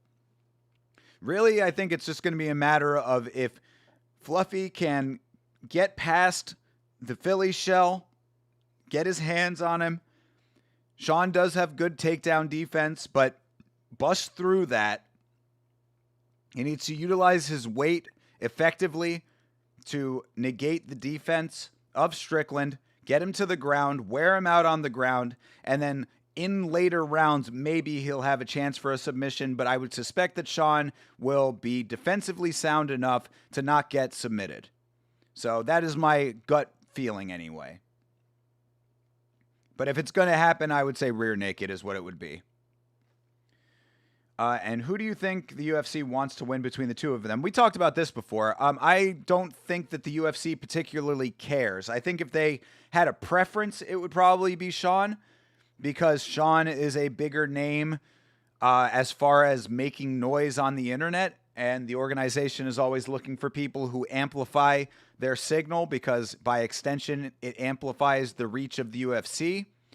So I would suspect that maybe they would like that, but I don't think that they like Sean Strickland so much that they really would care if Fluffy beats him. I think Fluffy is enough of an exciting fighter without being a big personality outside of the cage that it does. I think it's like 6-1 to them. I don't think that they really care all that much. If there was any kind of care one way or another, I think they probably would care like to have Sean Strickland back as the champion, but I don't think it's one of those things that Fluffy's like, damn, I really hope that this guy doesn't win.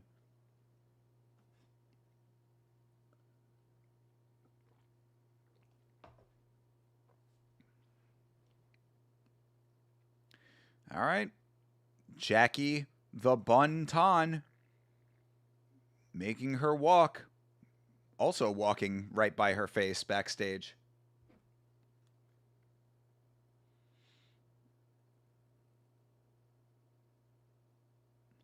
No reaction for the United States of America in the building.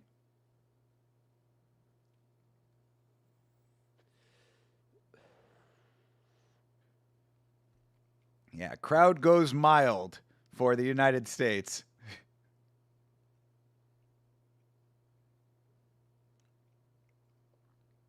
Jackie Buntan is the standard in American women's kickboxing, they say. All right. Well, let's see her continue to set the standard.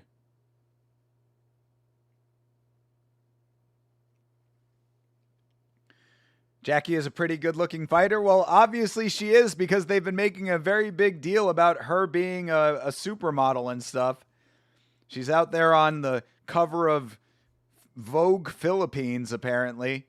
So, yeah, I mean, she's not unattractive. I mean, she's certainly pretty.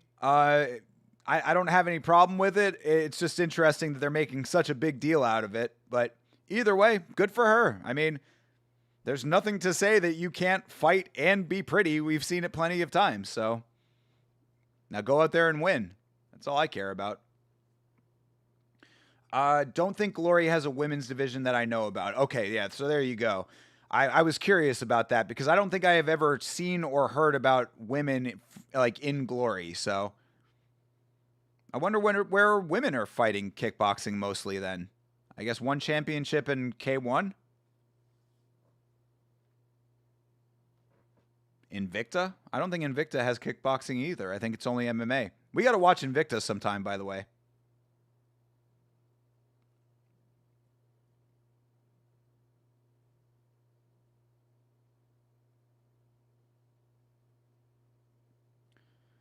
Very aggressive song that she's walking out to right now. Oh. All right, she has her own little ritual, paying respect to the ring. She's on the first step, and she goes out and back and forth with her gloves. And now she is on the apron, bowing to the audience, praying one more time, rubbing the ropes, and she enters finally. Here we go.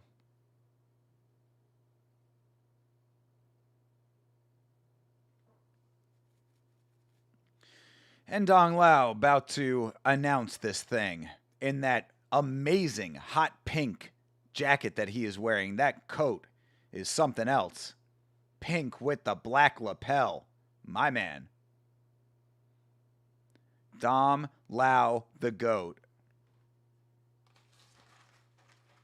Dom Lao is definitely one of my absolute favorite announcers, bro. I think he's great.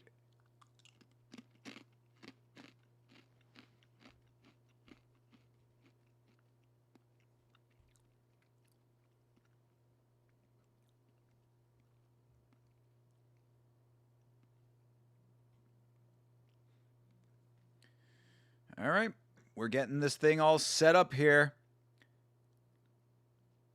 Kitsada Fantu is your referee.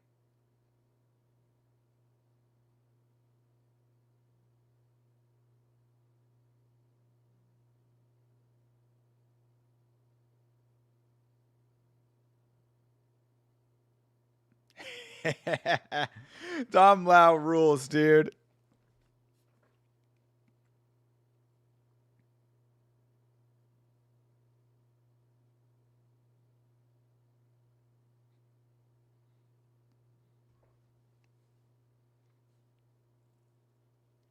Stella Always Hungry Hemetsberger. Oh, good Lord. What a nickname. Always Hungry. As opposed to Post Malone and his face tattoo that says Always Tired.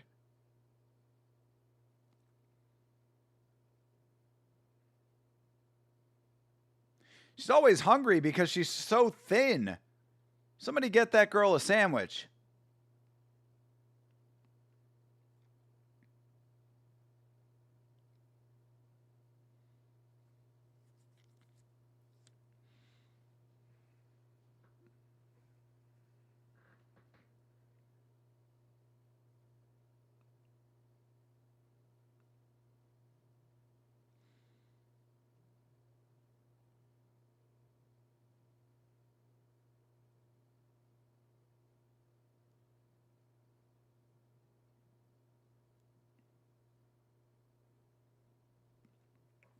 All right, Jackie gets her announcement. And we are about to start this thing up. Good deal.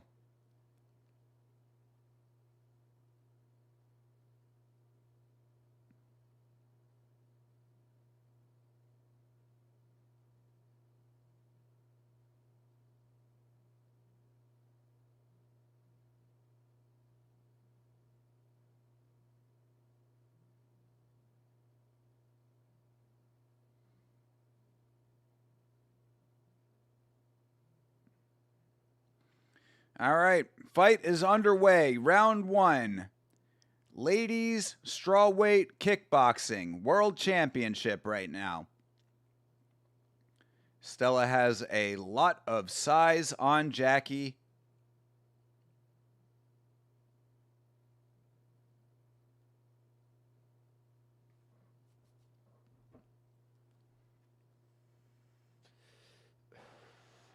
Both feinting knees and then a little engagement. 2 shots for Stella, or excuse me, for Jackie rather.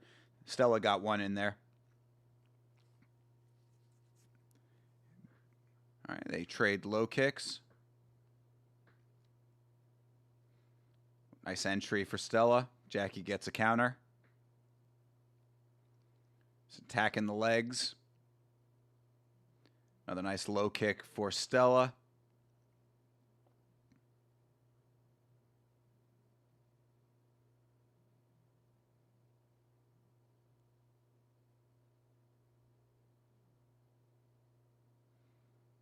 Yeah, kicks looking good from Stella so far.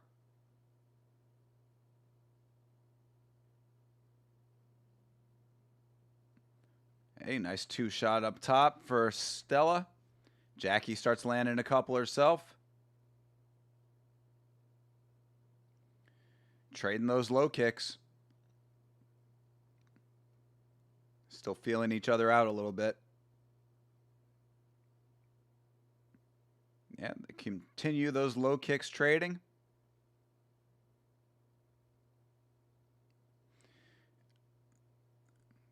Another one. All right, Jackie starts to move forward with some shots.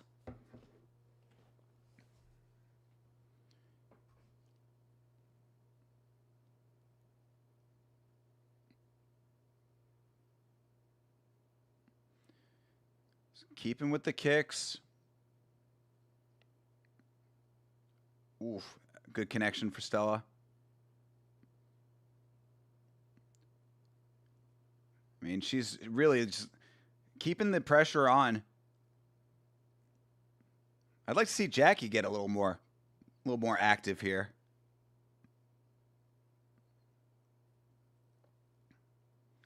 30 seconds left in the round.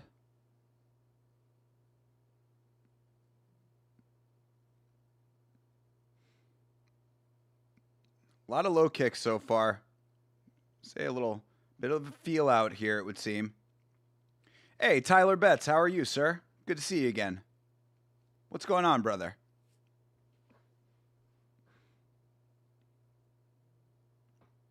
All right, and that's round one.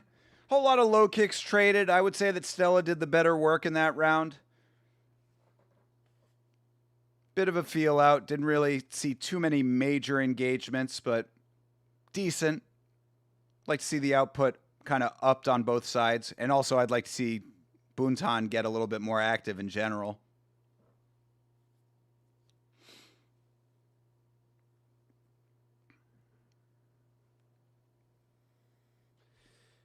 But a fine start.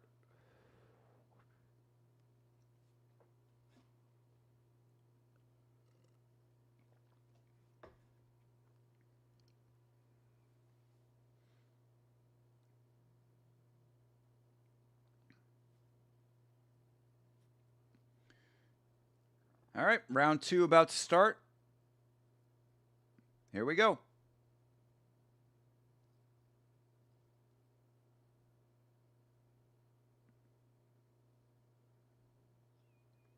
Hey, Chee-wee-wee. Tyler Betts, thank you very much for subscribing, brother. Didn't realize you were not already. Well, thank you very much. Chee-wee-wee to you, sir. You're getting Chee-wee-wees around here because we're not getting them in the UFC right now. Where the hell is Raul Rosas? Who knows? Either way, appreciate you, bro. Thank you very much, and welcome to the Blood Palm.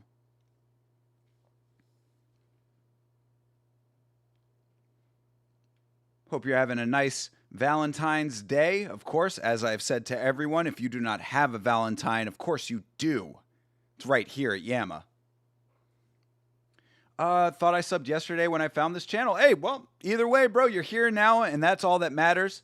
Feel free to go back through the back catalog of all the videos and other live streams that we have done. There's a ton of content on the channel for you. Ooh, and Jackie ends up getting a sweep. Stella goes down momentarily. But yeah, there's a ton of stuff on the channel for you, all MMA and combat sports related. So thank you for being here, brother. Again, welcome to the Blood Palm. You are valued here.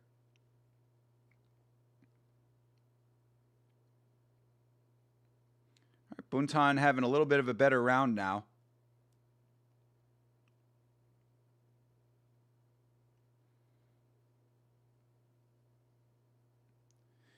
Yeah, Buntan, as the smaller fighter, really should be trying to get inside and land some of these close range shots. But Hemetsberger is doing a good job of keeping range. Keeping her at kicking range, too.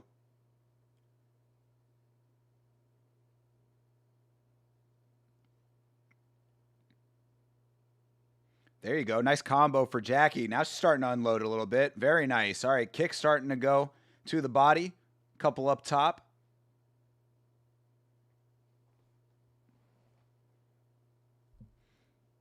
Nice teep for Stella.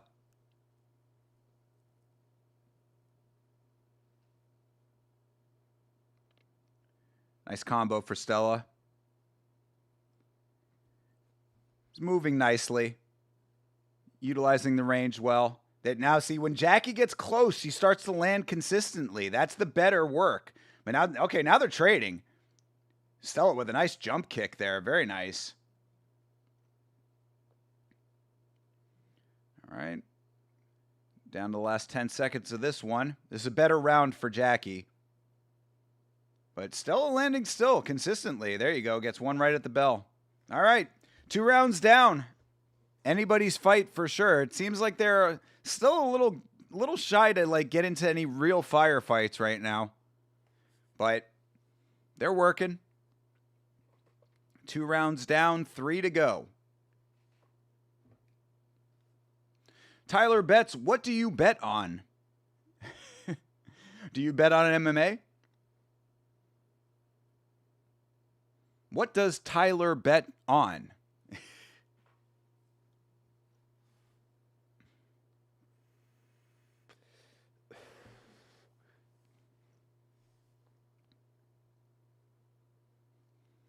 If you were watching this live yesterday, you could have been betting on one championship.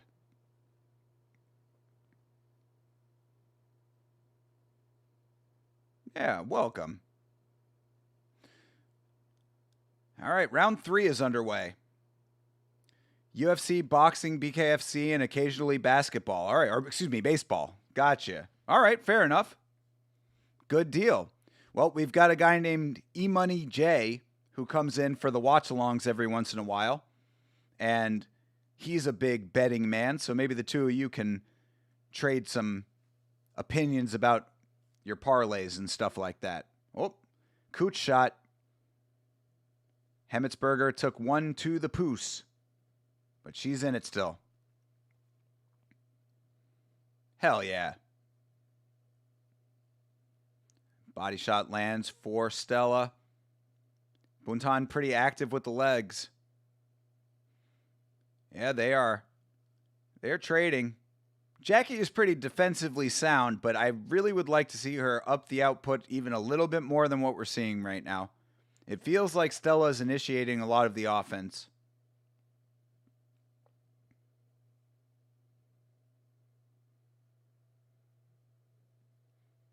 Nice low kick for Jackie.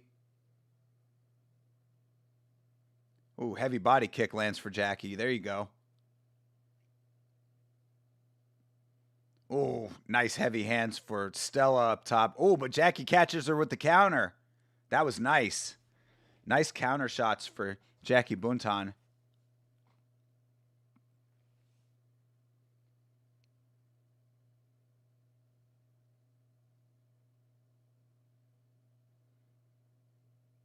Ooh, all right. Trading over here.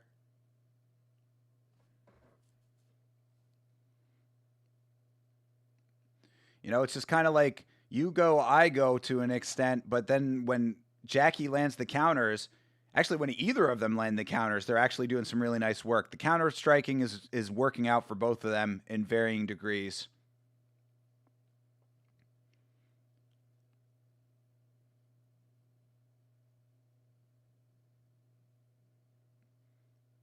Nice work for Stella there. Chillin' man might hit the casino later and bet on Olympic hockey games for tomorrow morning. That's what's up. Who you thinking is going to win?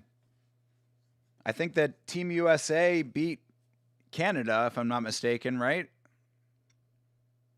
I haven't really been paying too close attention, but I did see a couple of headlines.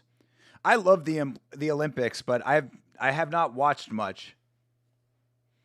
I got to find out how to watch it. I think it's on Peacock, right? Oh, Buntan with the slip. All right, and that's the end of the round there. 3 rounds down.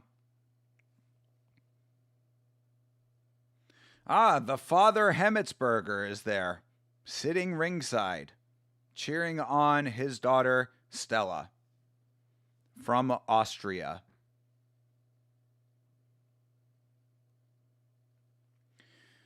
I'm just rocking with the obvious favorites and parlaying them with my UFC and boxing bets next week. Okay, got you. All right. Well, if you come back for the watch along for UFC, of course, as I said, E-Money J is often in the chat, and he always has a like 7-leg parlay for the UFC cards. So you can compare your picks to his, and we'll see what happens. Have the favorites been winning a lot so far? I mean, it's been pretty obvious who's going to get the wins when it comes to the Olympics. Canada, USA, and Germany killing it. Okay. All right. Stella clinches up now that we are inside of the 4th round.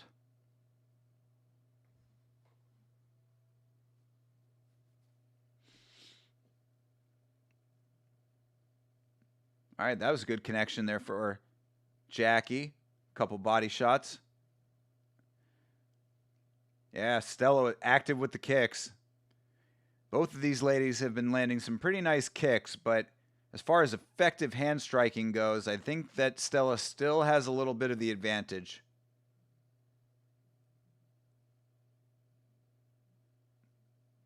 Inside leg kick lands for Stella. Ooh, there you go. That's a nice connection for Jackie now. Teep lands for Stella as Jackie was trying to enter.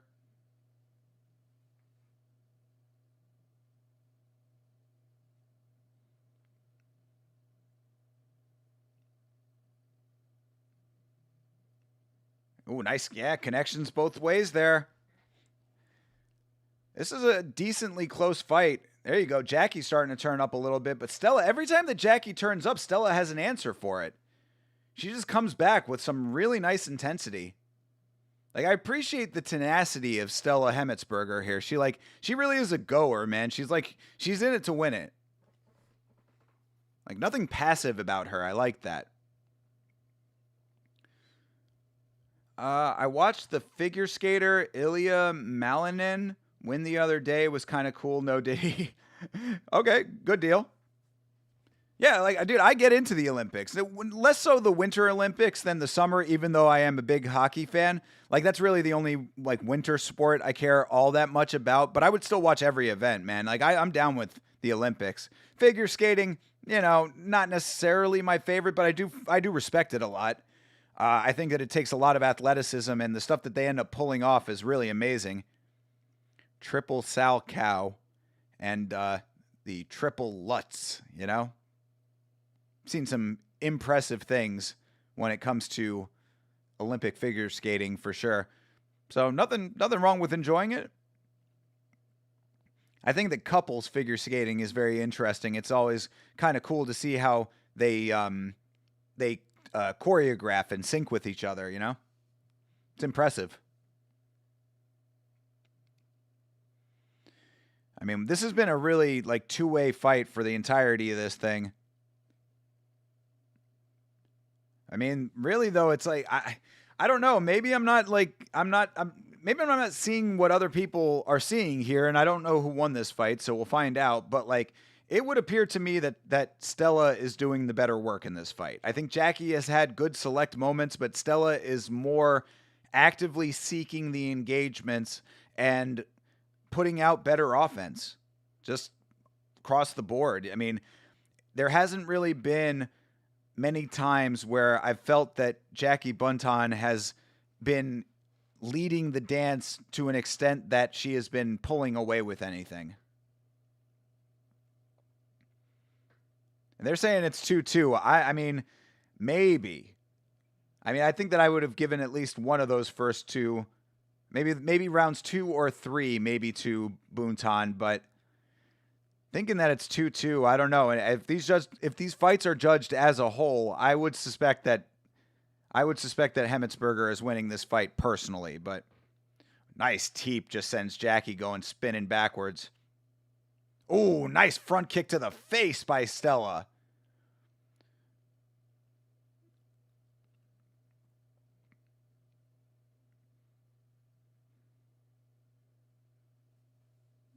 Yeah, 26 pounds of gold, they say. That belt is 26 pounds. Over 25 pounds of gold in the belt. That is wild. That is a very heavy belt.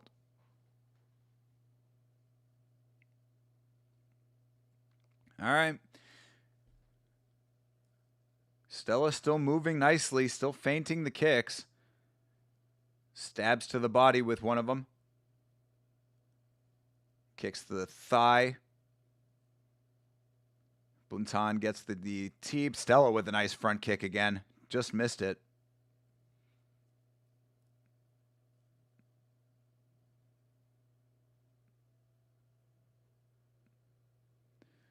Yeah, Stella just really active with her movement. Well, there you go. Oof. All right, that was a good connection for Jackie, though. Jackie can turn up here. Keep moving. Yeah, keep going. There you go. Another good shot lands for Jackie. Teep to the body lands for Stella. I mean, this is still two-way action.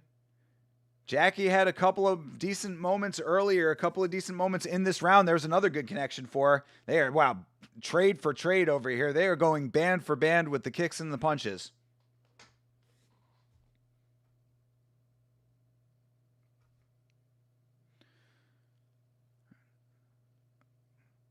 There, man, just kicks and punches flying both ways. Under a minute left in the fight. Oh, kick up top, gets caught by Stella and sends Buntan rolling backwards to the mat. Yeah, a couple nice body kicks there for Stella again.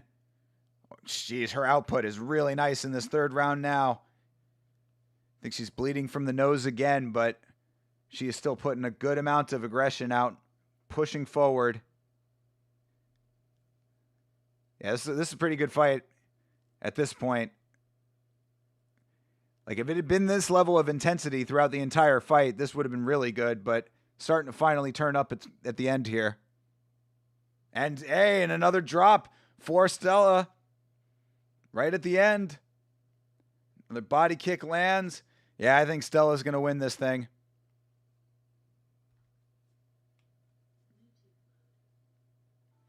All right, and that's the fight. That was a really good one in the end.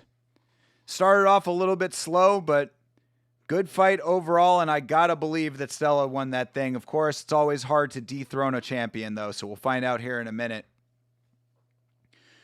Who you got winning, Strickland or Fluffy?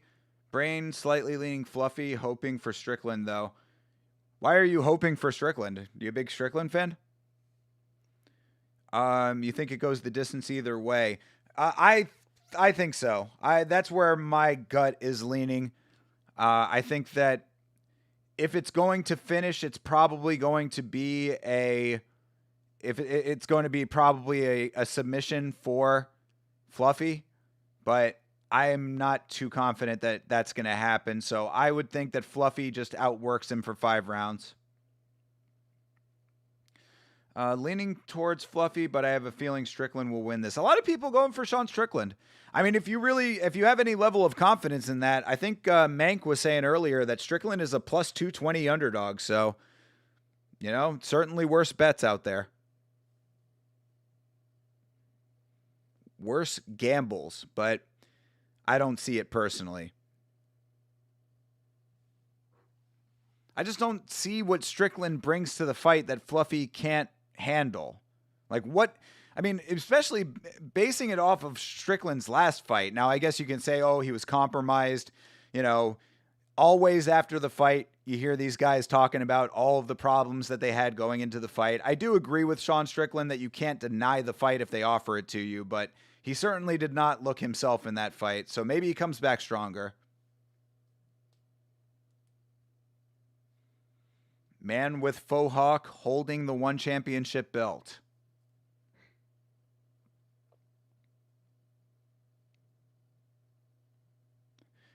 Not a scratch on either of these women's faces. Split decision. Damn.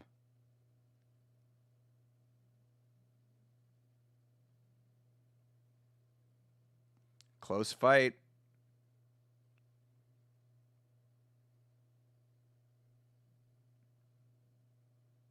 Hey, Stella did it!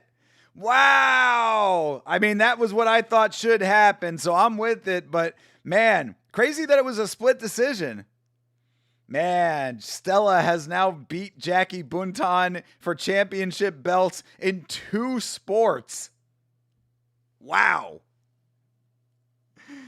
Kind of crazy. Kind of crazy. Man. Yeah, was not expecting it necessarily as the split decision. Don't know what to think about that necessarily. But look at Stella Hemetsberger with her 2 belts now.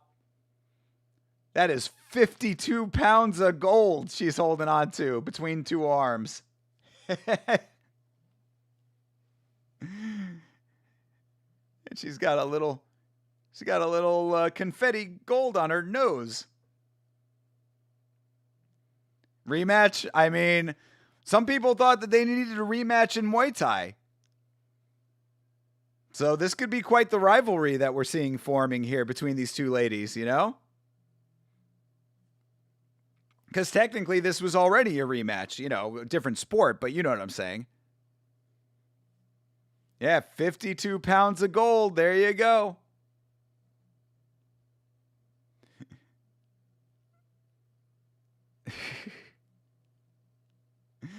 Hey, shout out to shout out to Jackie Buntan for being tough, but man, Stella, all this confetti all over her face. Two-sport champion right now. What a legend. Yeah, Stella, bound for the Hall of Fame at some point, I would suspect.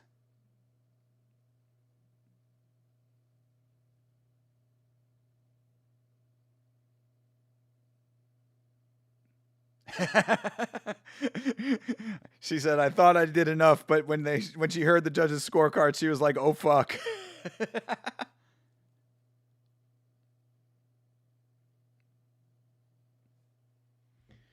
Shout out to Stella for her very good English as well. Always amazing to me, all of these people from all of these different countries around the world speaking multiple languages when I barely speak one language.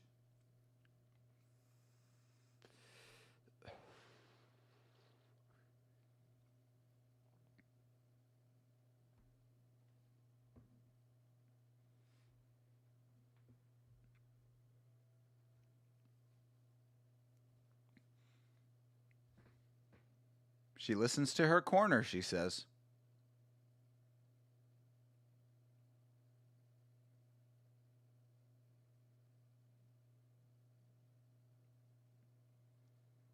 Damn, yeah, her English is really good. She corrected herself. She was like, "I'm incredible. No, I'm incredibly thankful." And I was like, "Man, that's a command of the English language right there." What's cooler, two sport or two weight class champ?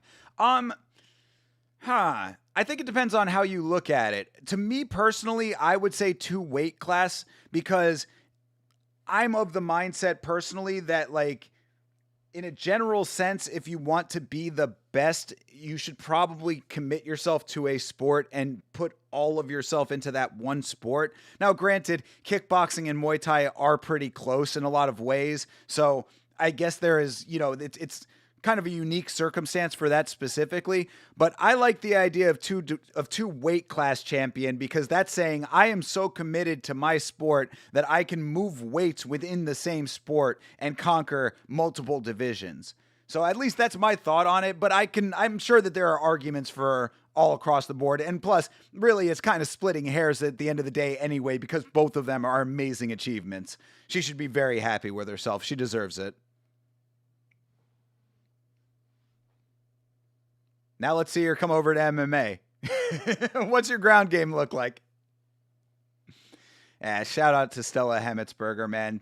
Two belts over the shoulders. Very nice. Very nice. Yeah, very impressive.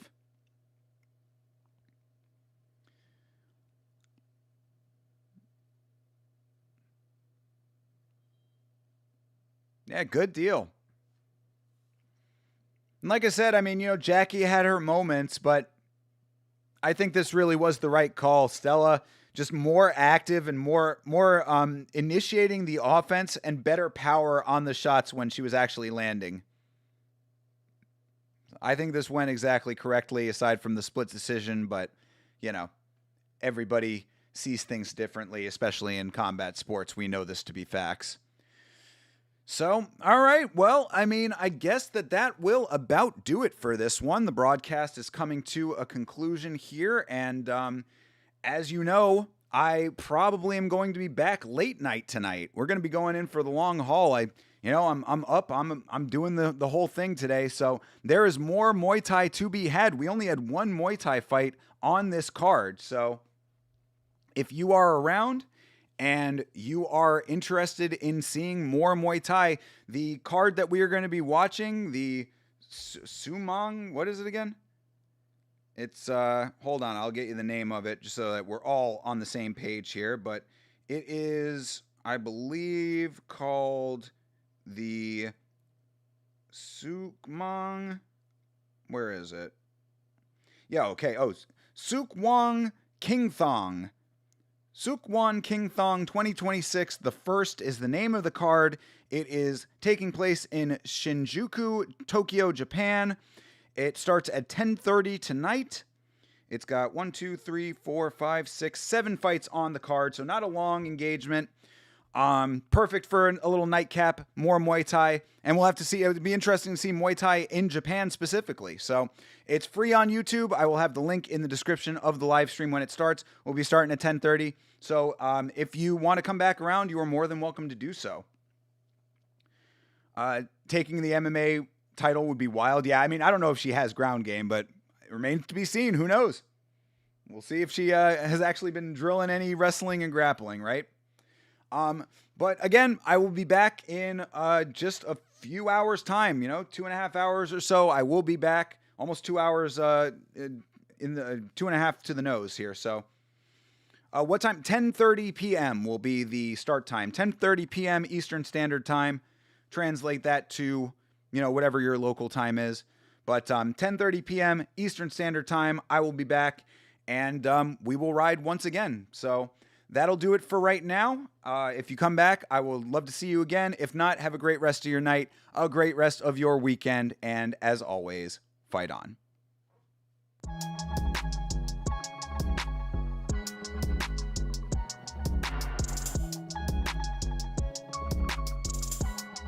Game.